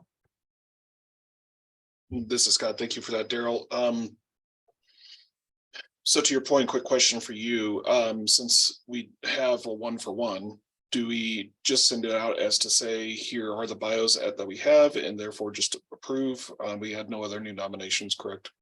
Well, we had a couple of additional nominations for the 911 category, which means we do have more nominees than candidates, at least for that category. So I'll send out the ballot next week. This is Scott. Thank you, Daryl. Appreciate it. I have a follow-up question for you and Holly. I was completely remiss and take responsibility for this, but as of the last meeting, in the September meeting, we had 3 positions that had missed 3 or more meetings.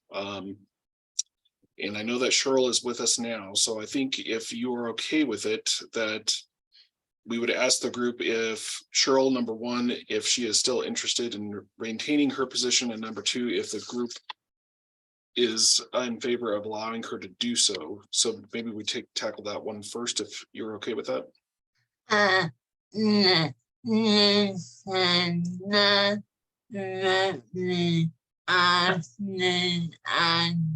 She said that's fine with me, and you cannot vote me off the island. I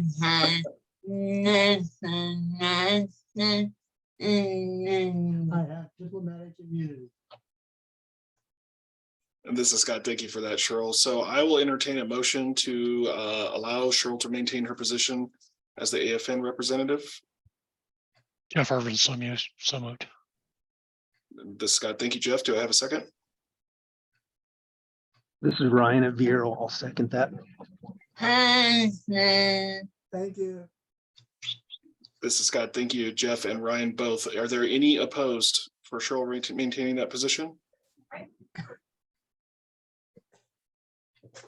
Okay, I see that, Gil, but I don't think you have a voice in it, Gil. All right, thank you very much. Now, I will say, and so I don't Scott, want I'm to. sorry, this is Holly. I know Jeff Yes, made that motion. Can you confirm who seconded that just now? Yes, it was Ryan. Thank you. Nope, thank you. So again, I apologize to the group. So we have filled Cheryl's. However, I believe both Cinch and Jeffcom are now at their 4th meeting missed. So I have to defer to the group. Do we take nominations for that now, or do we bring that back to the January meeting?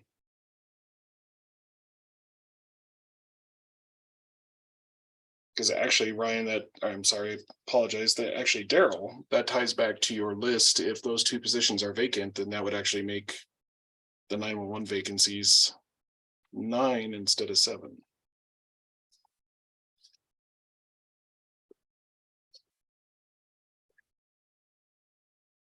Let me pull up my election list again. I don't think they were the ones that were up for re-election.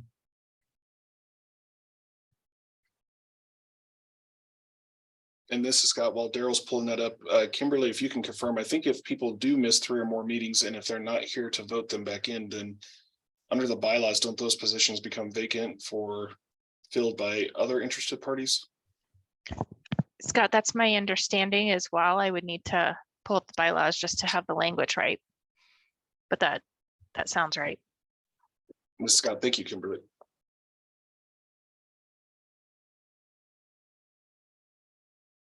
Yeah, they're not on the list of positions that were expiring at the end of this year. So I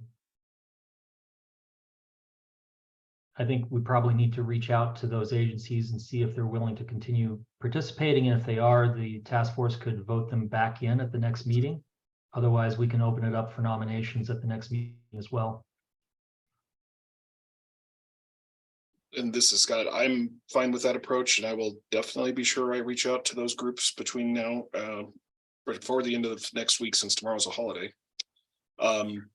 You said Jeffcom, and what was the other agency?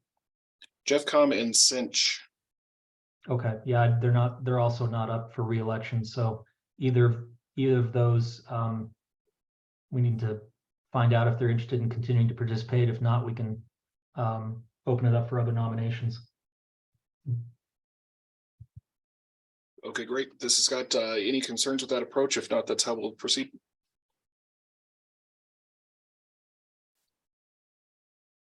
This is Scott. Okay, hearing none. Thank you all. Appreciate it. So Daryl will be sending out the ballot so that we can move forward with the elections for those positions. And then we will regroup on the other 2 vacancies in the January meeting. So moving on to the next item of business, we have the PUC staff update from Daryl. So I did put my staff update in the standing report document.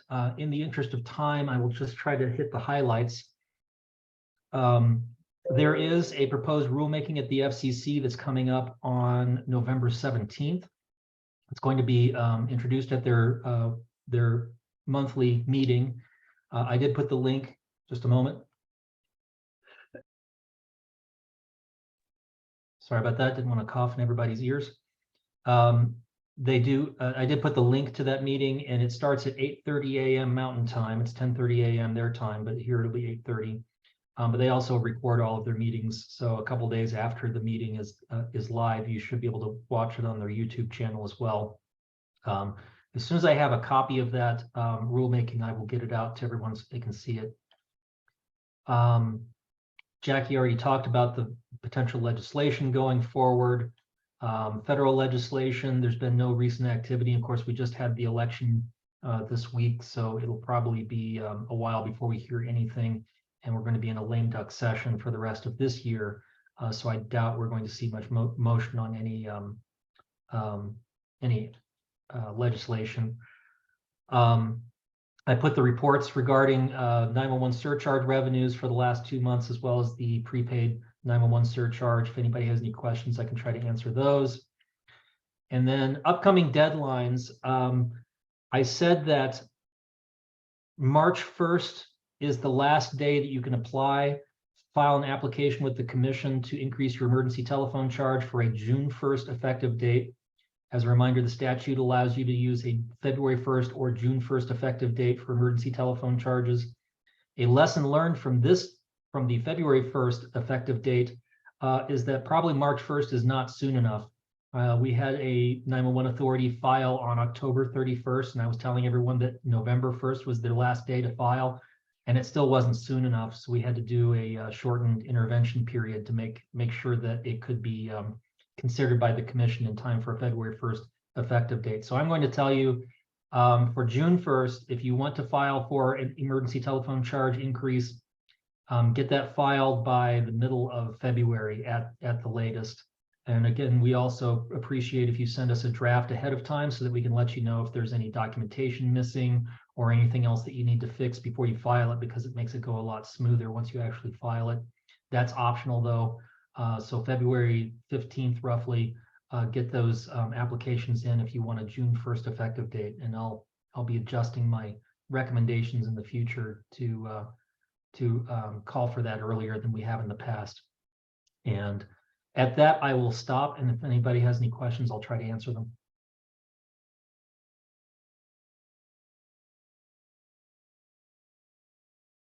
This is Scott. Any questions for Daryl?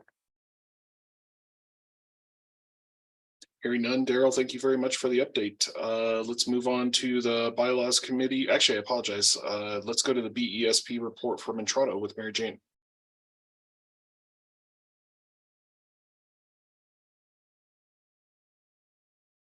This is Scott. I don't see Mary Jane in the list any longer, so she may have had to leave, but she says she doesn't look like they provided a report. So let's go ahead and then move forward to the bylaws committee. Kimberly Cole. No changes on the bylaws were recommended, so we did not meet. This is Scott. Thank you, Kimberly. 988 report from Kelly Bowman.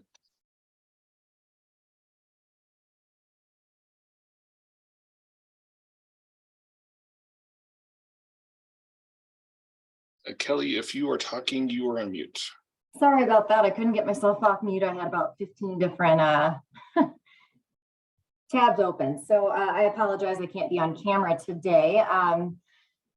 Probably the biggest update for 988 related to this group that is interesting is that we did get approval from our 988 Enterprise Board to move forward officially with the 988 911 integration group. That I know many of you were actually contacted originally when we wanted to schedule that.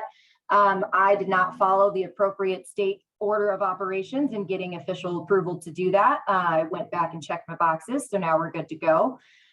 We will be meeting starting in December, the third Thursday of the month, I believe from 1 to 2:30. I'm actually getting ready to send out an email that can be sent out to anyone who is interested in participating. We are looking for quite a robust group of stakeholders to be involved in how we develop some of the standard operating procedures, talking about some of the education components for our crisis responders, as well as law enforcement, emergency responders, the PSAPs. And so that is something that we will hopefully be getting off the ground in December. So for those of you who have been patiently waiting on getting this moving, I just appreciate that grace and support.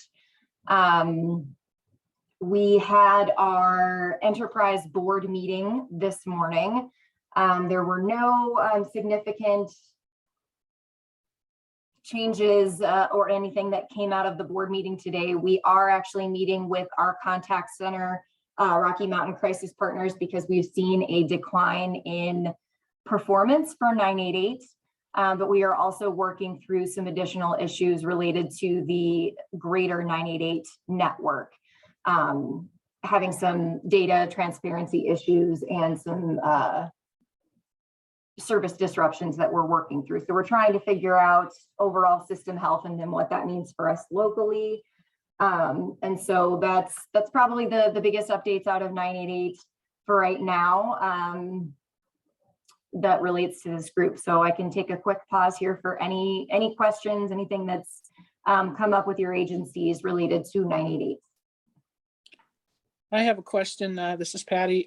Those monthly meetings, are they going to be hybrid or on-site or Zoom? Initially, they will be hybrid. I would like to have an opportunity to try and host some of them in person. I think that kind of changes who we have at the table. And I know some folks love it. Some people don't. Feels like everyone and their brother has been getting sick lately.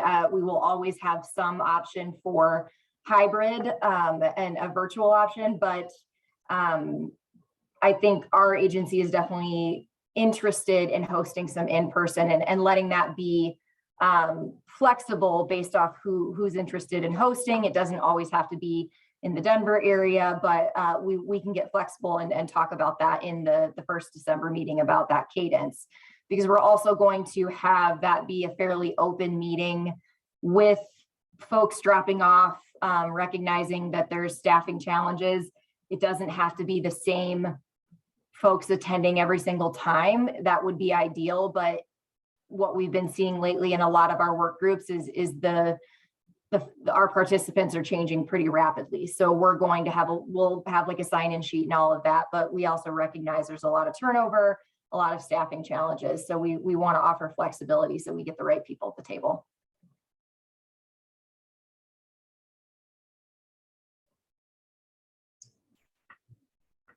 Hi, Kelly. This is Karina with Delta. Would you be able to put your contact information in the chat? Absolutely. And I will always offer to every group, all agencies, please feel free to reach out to me directly if it's helpful to set up a one-on-one to talk a little bit about 988 implementation in Colorado versus what's happening nationally. I'm also happy to do that as well. Thank you.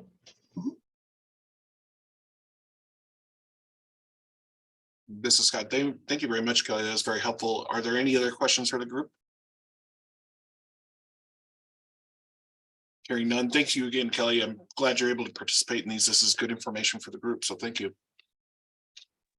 Moving on, we have Equal Access Committee from Cheryl's update.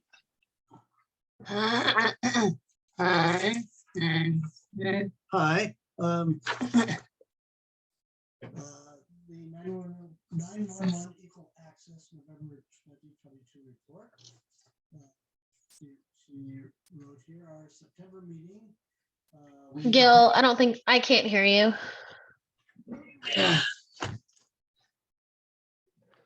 Okay, I got a little closer to the microphone. At our September meeting, we had Alice Torres with North Range Behavioral Health. She presented on the local co-responder program where mental health specialists partner with first responders. They will go out on a call when someone is having a mental health crisis. for our October meeting, Kay, is that Chiodo? Executive Director of No Barriers Communication presented. She suggested ways for people who have communication challenges to call 911. I am on an emergency alert system work group to offer recommendations to update the state EAS plan to be whole community inclusive. Our Colorado Emergency Management Conference set for February 14 through 16, 2023 will be in Loveland. The sponsorship registration is now open. Please contact me directly for more information, as well as more information to be an exhibitor. That would be at pwd.resource@gmail.com. We have released the scholarship application that will cover registration and meals. On April 13th, DHSEM Access and Functional Needs team is hosting a day conference in Estes Park. Getting it right. What's that, Cheryl?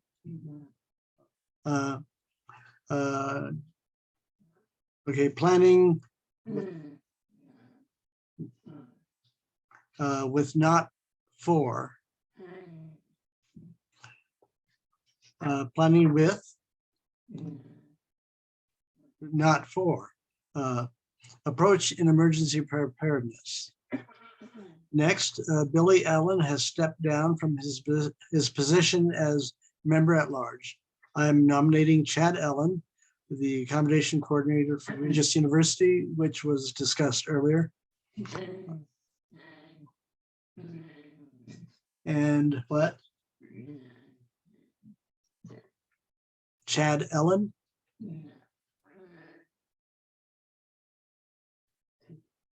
I'm not getting that sure. Oh, that's not his name, Chad Allen? Chad Weber. Yeah, okay. I read that wrong. Our next meeting will be tentatively on December 29th. Diva is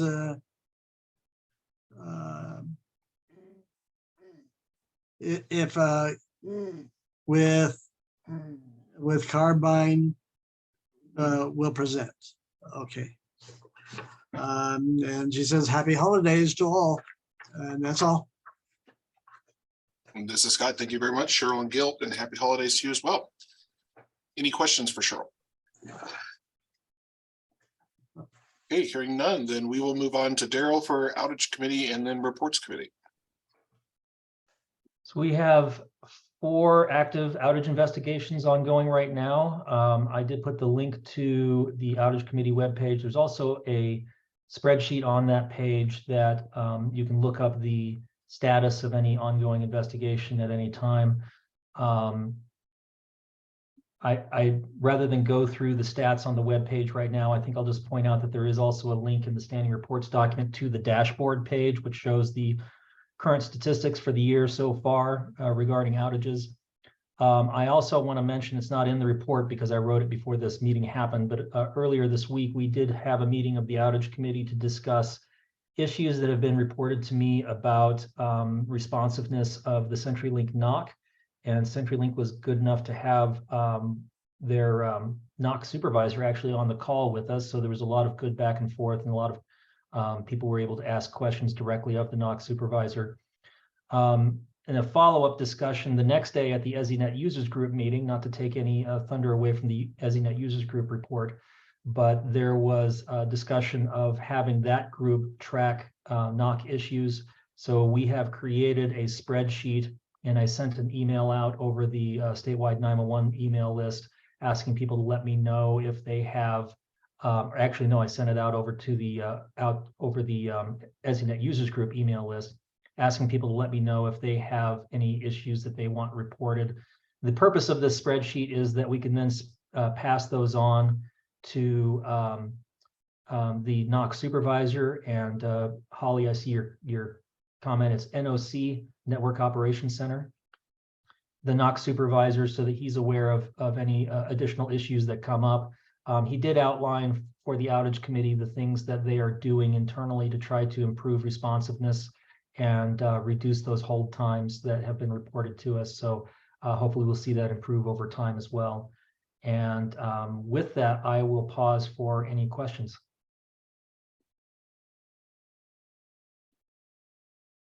Thank you. This is Scott. Thank you, Daryl. So Jackie already gave her update. So why don't we continue with you for reports committee?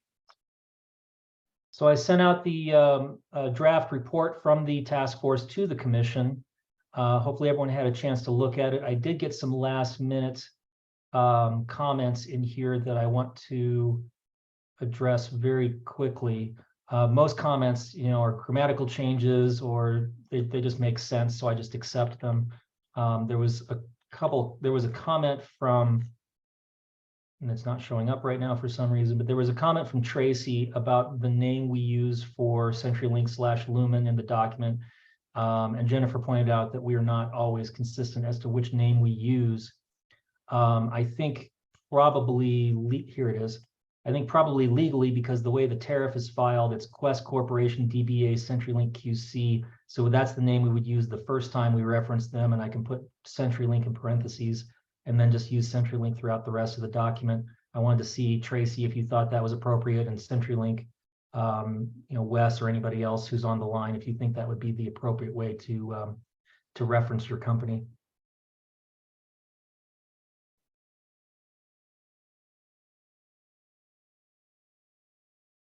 Or I can take silence as consent. Thank you, Daryl. Sorry.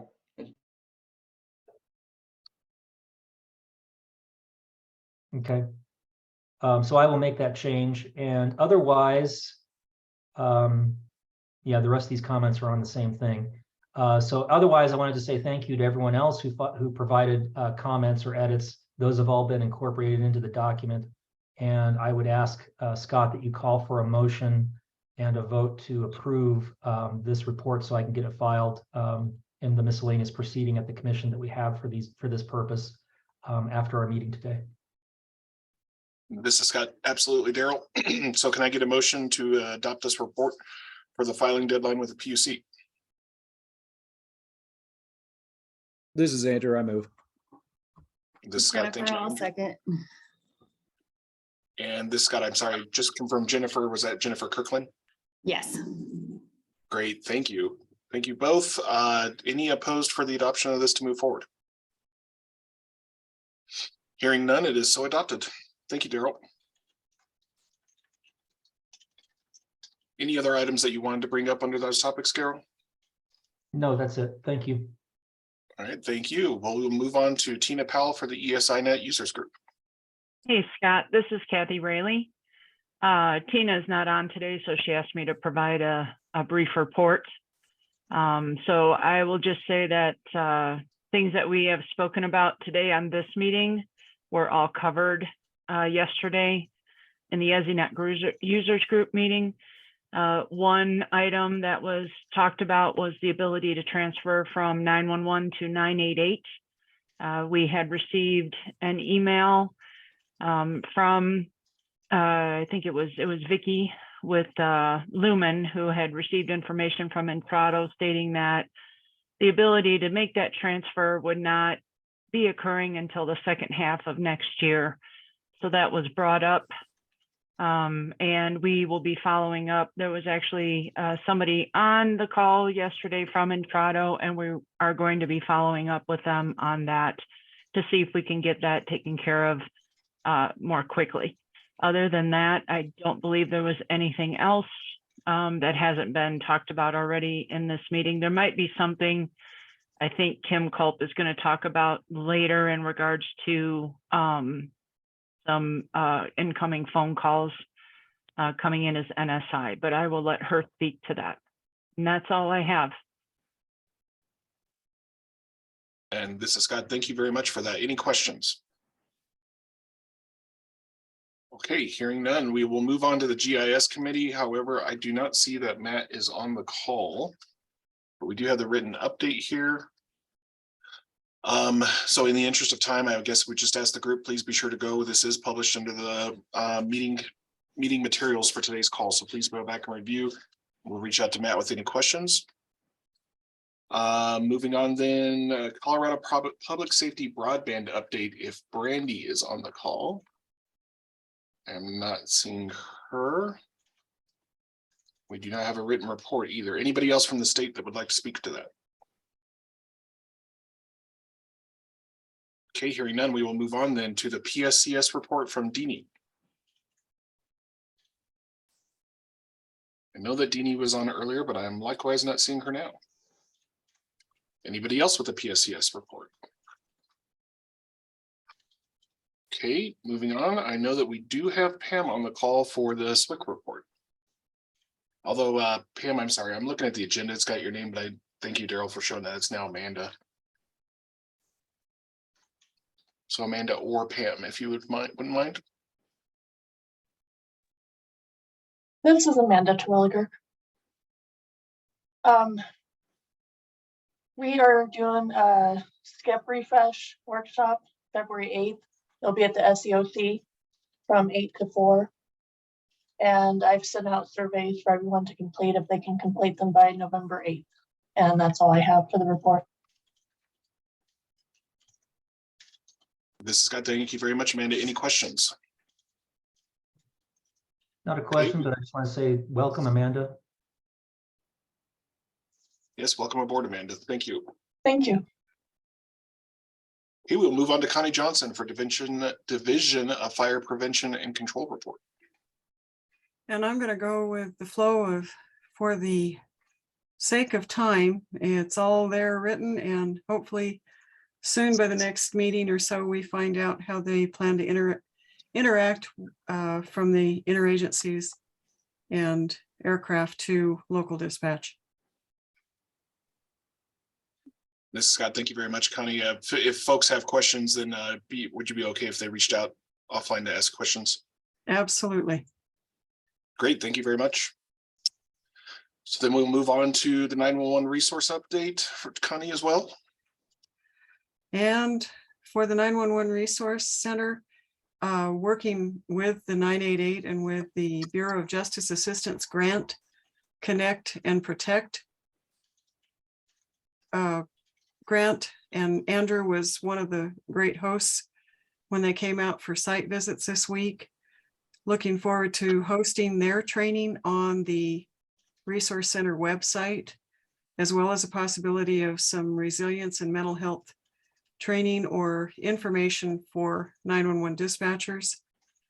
Adding on to Cheryl's, the October Equal Access Subcommittee meeting, the provider or the presenter brought up an interesting thing that I think has kind of fallen through the cracks about the difference between American Sign Language and English and the text, and looking forward to maybe providing something on the website that helps with understanding that they are two different languages.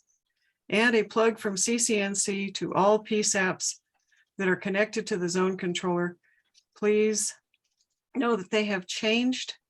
Instead of a 3-month grace period to a 1-month grace period. Please restart your consoles between the 15th and the 1st or the end of the month so that they can push out the updates for cybersecurity. This is Scott. Thank you very much, Connie. Any questions for Connie on those? Okay, hearing none. Next up, we have Karen Marquez for Rapid SOS update. I don't see Karen on the call. Anybody else from Rapid SOS? Bruce let me know that none of his team would be able to join today due to a conference that they're attending. Okay, great. Thank you, Daryl. Then we will move on to CCOA update from Kimberly Cole. Hi, everyone. So you'll see our new logo there, and I have my report submitted. So please review that. Ideally, we would love to have you join. If you are a 911 authority, join our CCOA. We did waive the membership dues for anybody new joining for 2022, and we do have our dues set for 2023, which are also in the report. So again, we would love to have you join us. And if you have any questions when you review this report, just let me know. And then Scott, I do have one other item. And then Scott, please go ahead, Kimberly. So I do have a hard stop at 1 and I have a couple of presentation items under new business. So I'm not sure if that's where we're at on being able to switch over to that. And this is Scott. I was actually thinking that Kimberly says there's nothing listed under old business. Let's just jump straight into new business now. Okay, fantastic. If I may share my screen.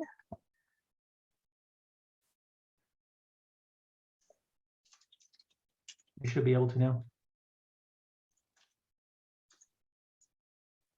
All right, perfect. So I just wanted to circle back for the task force and briefly go through a problem. And you probably received an email from me just talking about NSI phones.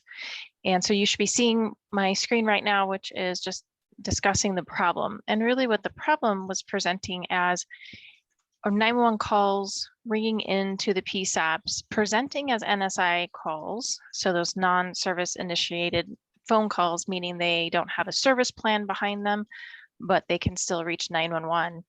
However, what we found is that several of those calls that were presenting as NSI calls truly had service and they had active phone numbers that you could reach the person back.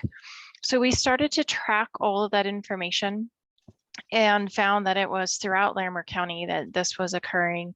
So that's where the email went out to the state to ask people if you are having the same kind of problem and getting these non-service initialized phones coming in, let us know, especially if there's a service plan behind them and they're giving you a valid callback number.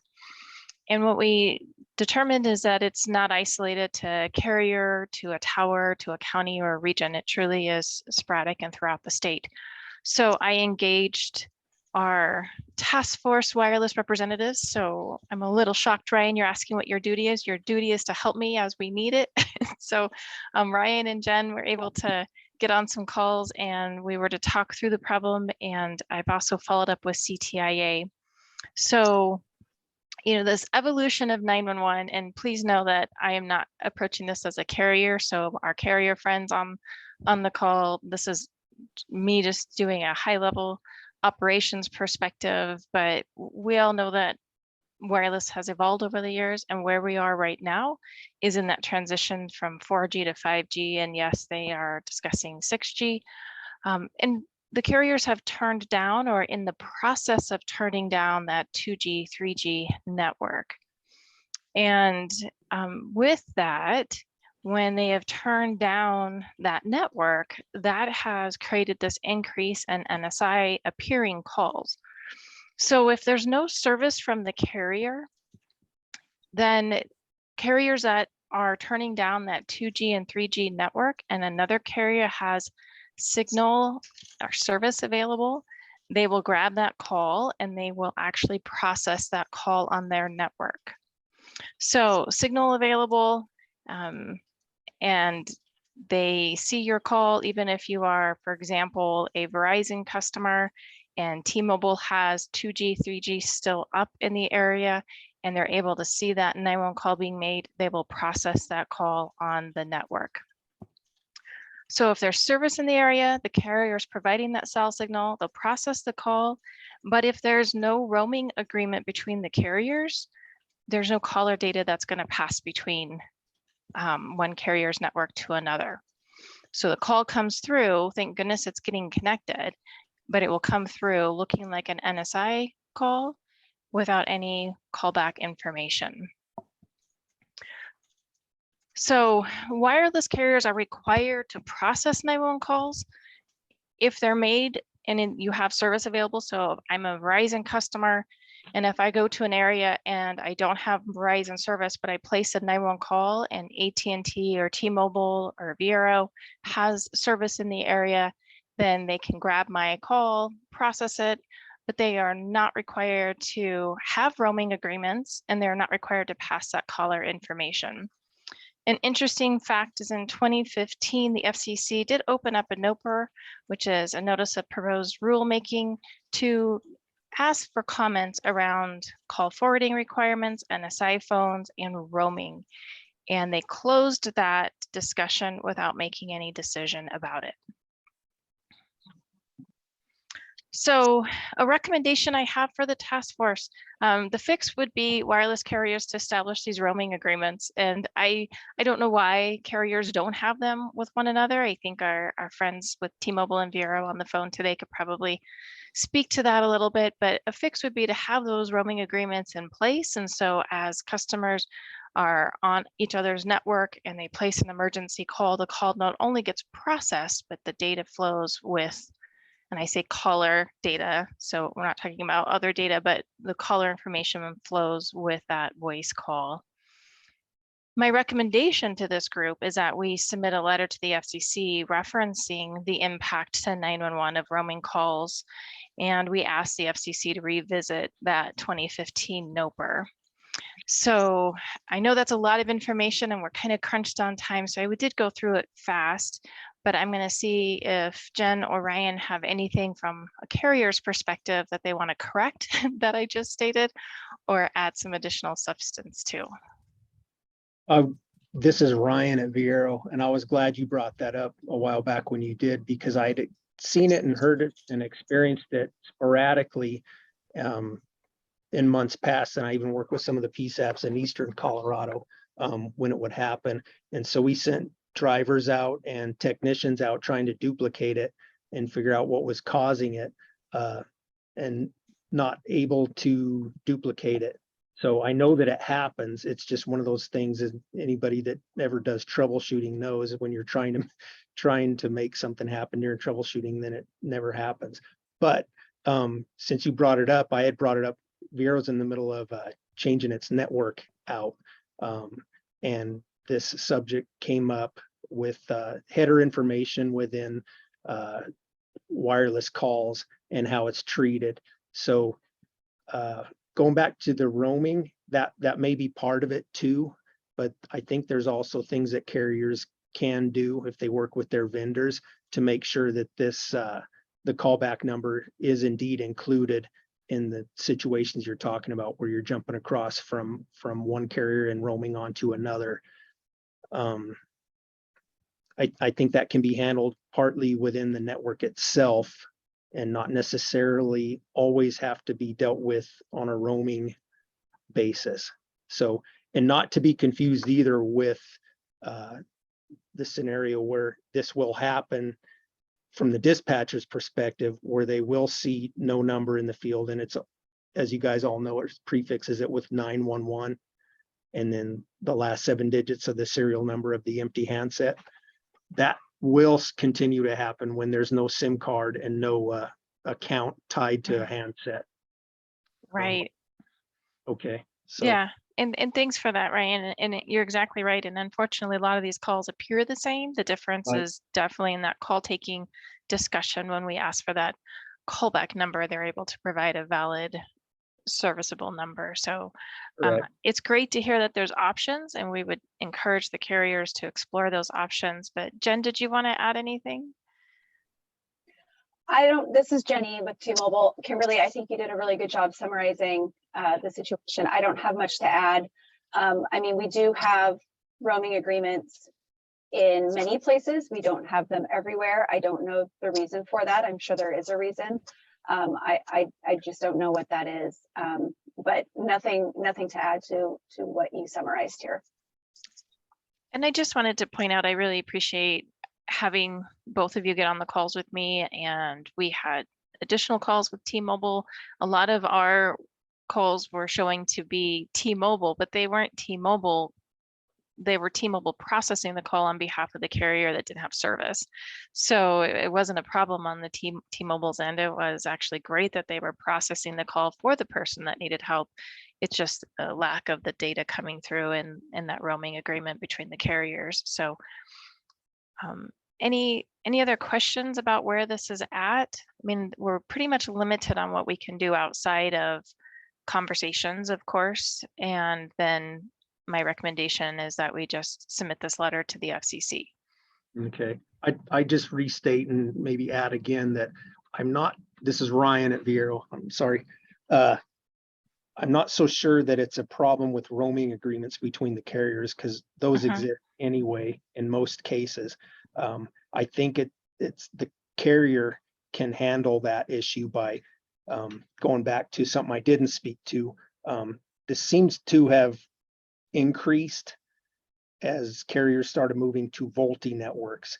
And there's header information within the carrier settings and the network on their own network that can allow that to be sent through, that being the phone number of the device, instead of being treated as a uninitialized or uninitiated SIM. Yeah, and thank you for that. I know from T-Mobile's perspective, every call they looked at said that they were roaming calls. Right. So the issue is complicated and there could be multiple factors contributing to it. At the end of the day, the problem is occurring where we're not able to have valid callback numbers. So it would be great that if we were able to fix it, if the carriers were able to fix it. So which is one of the reasons why I did engage CTIA to have them talk to their association and their members. Excellent. So, okay. This is Daryl. I just wanted to let you know, I did reach out to NASNA over their listserv last night to ask other states if they're also seeing spikes in NSI calls, and described briefly the situation as you described it to us, Kimberly, on the EZNet users group call. I think if there's an opportunity to maybe file jointly, it might carry more weight, or maybe the task force decides to file separately, but also if there are other states experiencing the same thing, it might be good to include that information in the filing. So either way, I'll pass along any information I get from other states and from the NASNA leadership as to whether they're seeing any of this or if they might be interested in joining in. yeah, I think that's great, Daryl. And if Scott and the committee, the task force would like me to take a stab at the letter, I'm happy to do that. And then maybe what we can do is float it to NASNA, we can float it to CTIA and see if we can't get some conversation going about some other creative options to solve the problem before we actually file it with the FCC. To Ryan's point, there could be a lot of different pieces that are making this situation occur. So, but I'd be happy to take a stab at a draft letter and then circulate it, and then we can just see if we can't keep the conversation going. And this is Scott. I think that's a great approach, Kimberly. Thank you very much for jumping into this with both feet. I know that you've done a lot of work on this and sent out emails to the group. So thank you for also offering to take on that step of drafting the letter. And thank you to the wireless partners for your assistance so far. We'll definitely need to continue to work with you. So we really appreciate it. Thank you too. All right, Kimberly, the new iOS emergency features. Yeah, so I had a 1 o'clock call, but I think I just missed the call. So I only have a couple more minutes before I'm gonna have to call them back. So let me share my screen again. And do we have anybody on from Apple that could do better justice on this than I will?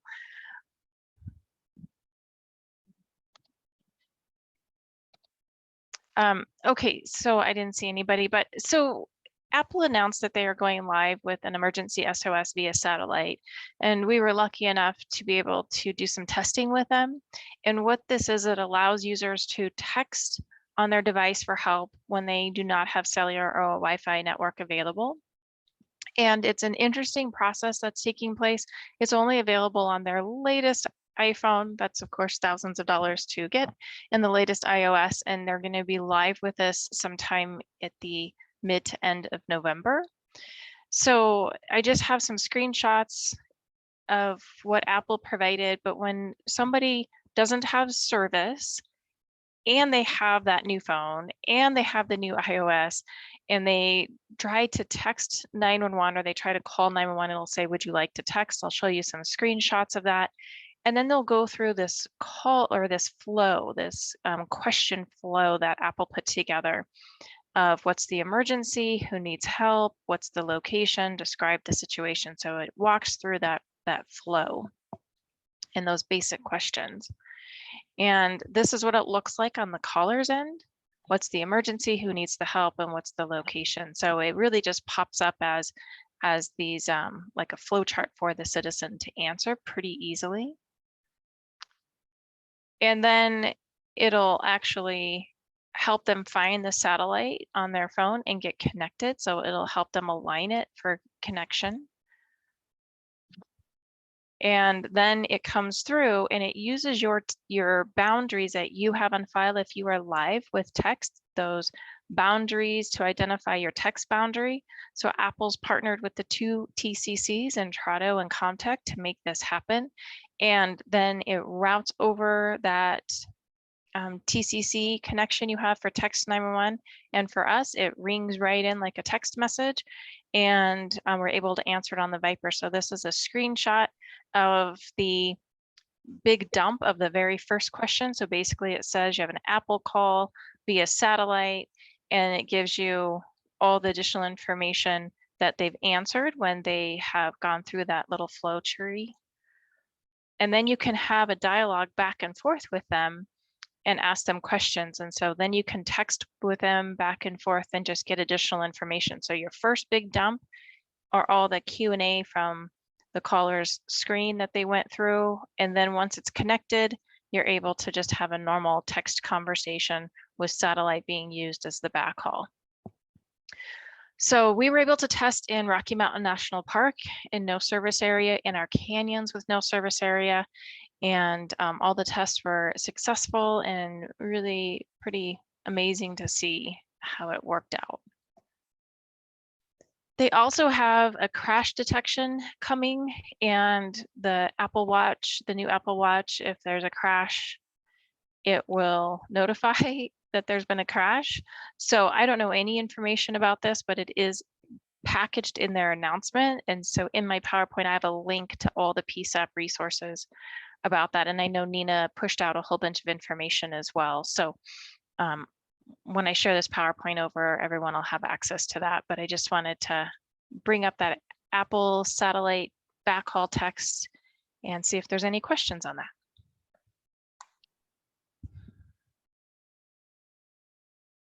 This is Scott. Any questions for Kimberly? Well, hearing none again, Kimberly, this is really exciting development. And again, you took this on. I know that Daryl was also trying to coordinate with Apple. So thank you both for bringing us to the attention of the group. This is definitely a positive development, in my opinion, anyway. So thank you for all the information on that.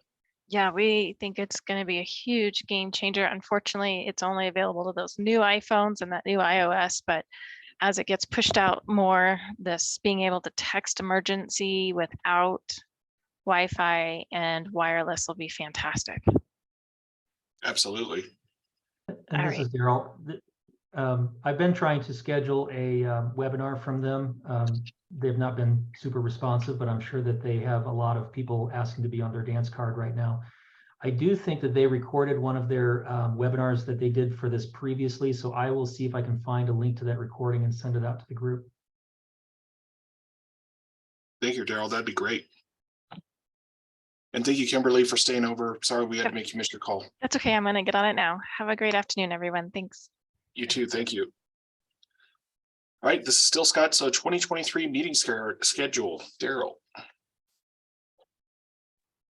So this is just to ask if we want to keep the same schedule we have now, which is every other month on the second Thursday at 10 a.m. If that's still working for everybody, we can just schedule that out going throughout the year.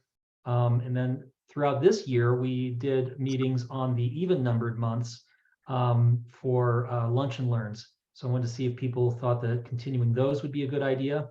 And then once I hear back from you on that, I have another question about content of presentations.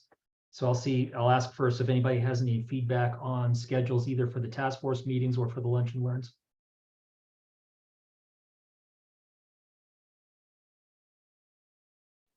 Is silence consent? Are people good with continuing the same schedule? This is Jennifer Kirkland. I think it was working great. Great. This is Jackie from AdCom. I agree. Yeah, and this is Scott. I was just going to say, Daryl, I think that actually the addition of that every other month's lunch and learn has actually been fantastic as well. Very good. Well, my other question has to do with the content of those presentations. So in order to make sure we have somebody present at every task force meeting and every webinar, we allow vendors to present. I have received one sort of piece of feedback from one of the 911 authorities, asking, if it's really appropriate to allow vendors to provide sales pitches. We do tell the vendors before they agree to present that the presentation needs to be educational in nature, but at the same time, they are still a vendor who's trying to sell a product. So I think sometimes the line gets a little bit blurred between educational and sales pitch. So I wanted to see if anybody had any feedback about that. If we want to try to steer away from vendor-led presentations, we could try to do that in the future. It might mean that we don't have presentations at every meeting. But I wanted to see if anybody had any thoughts on that, or if you think that the presentations as we have been having them have been appropriate. This is Andrew. I don't have any heartburn about vendor-led presentations. I think it, at the very least, creates the opportunity for us to get some exposure to what's out there. So, it's something that I would otherwise have to do on my own time. So I find value in it. This is Jeff Irvin. I concur with Andrew.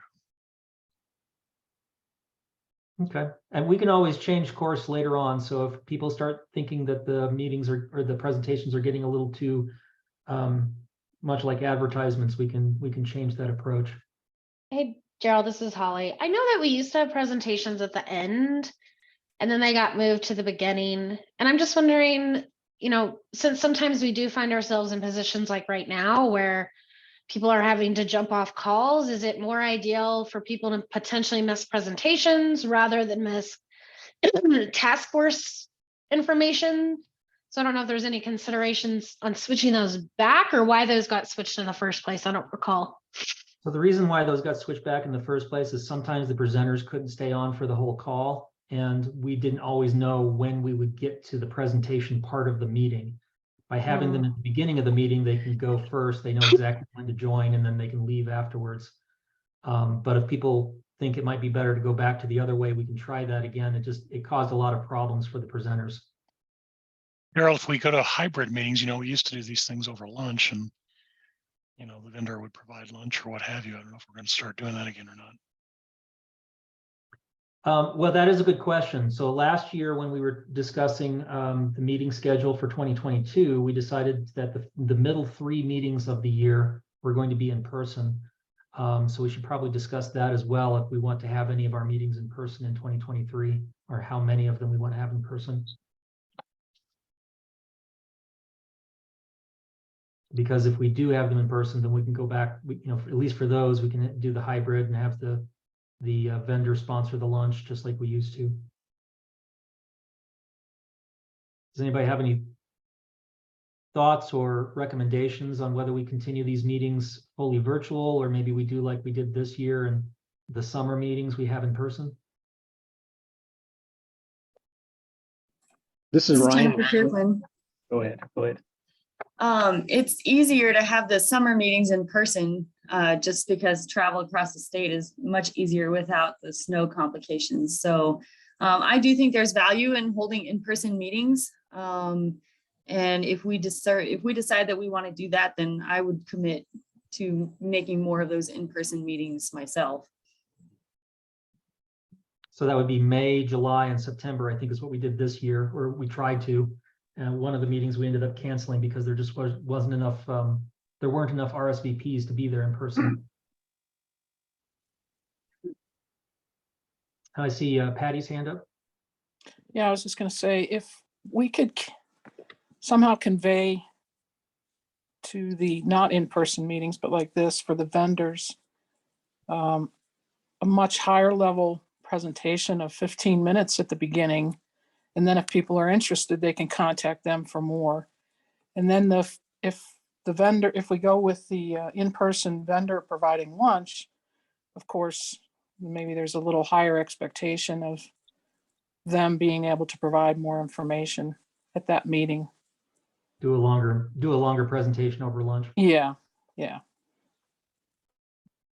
What does everyone think of that approach? So for our virtual meetings, it would be a short presentation, like 15 minutes. And then for our in-person or hybrid meetings, they could present longer over the lunch period. I like it, this Jeff. Daryl, I was gonna ask if we, and I could pull this up and look real quick, with our in-person meetings, did we have high enough attendance where it felt worth asking those hosts to open up their space and pay for lunch and do all that? Because I know that, we did have that one meeting where it was like 2 days before we canceled after they had kind of already done all the legwork, and I don't want folks to have to go through all that. And then if we offer a hybrid option, usually people are going to take the remote. So do we take away the Right. hybrid part to get people to show up in person? I'm Well- not personally for that, but I just don't want to No. waste people's time in preparing for a meeting. Yeah, so what we saw this year was we had 3 in-person / hybrid meetings. The 2 that were on the Front Range were well attended. The one that was scheduled for Garfield County, we ended up canceling the in-person part because hardly anybody RSVP'd. So, if people will commit to trying to go to those meetings, even if they're on the Western Slope, I think that would be, we could do that. We used to have good attendance with those, but I think people have just gotten so used to virtual meetings that some people prefer them now.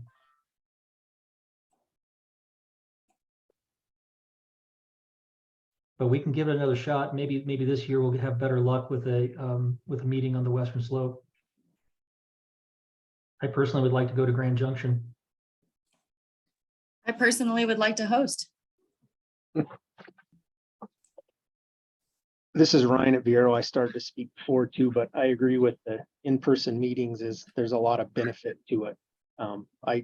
I realize, and myself included, people can't always commit to those or they have other things going on, especially when it's several hours of a drive. But if it's a possibility that's always out there, it's nice to see people face to face versus just on a computer, and over the phone. Okay. I think it strengthens relationships and helps us work together better too when we know each other face to face. So for those 3 in-person meetings in the middle of 2023, I will send out an email. I think that would probably be the best way to do it because I know a lot of people have had to drop off already. I will send an email out to the listserv and ask for volunteers, and we'll try to pick a nice geographically diverse selection for those 3 meetings. Does that sound like a good plan? Yes.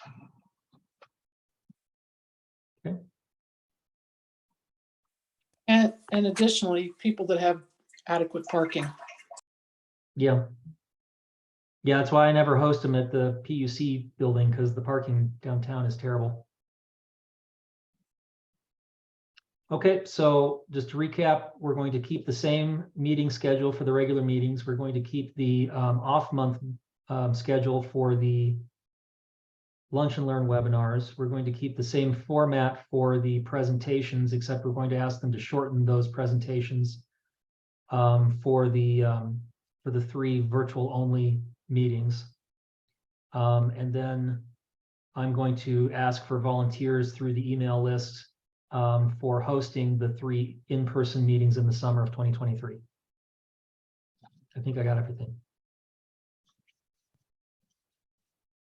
All right, thank you. Turn it back over to you, Scott. This is Scott. Thank you, Daryl. Appreciate that. So with that, is there any other items for open discussion? Okay, hearing none, then I will entertain a motion to conclude our meeting. Some of this, Jeff. Go ahead. Thank you, Jeff. And for the second? This is Ryan at Viero. I'll second that. Thank you, Ryan. Anybody who really wants to stay on for another hour, please say so now. All right, so thanks, everybody. I know this is a long meeting, but really important information. So thank you, everybody. Have great holidays, and we'll be back together again in January. Thank you. Take care, everybody. Bye, everyone. Take care.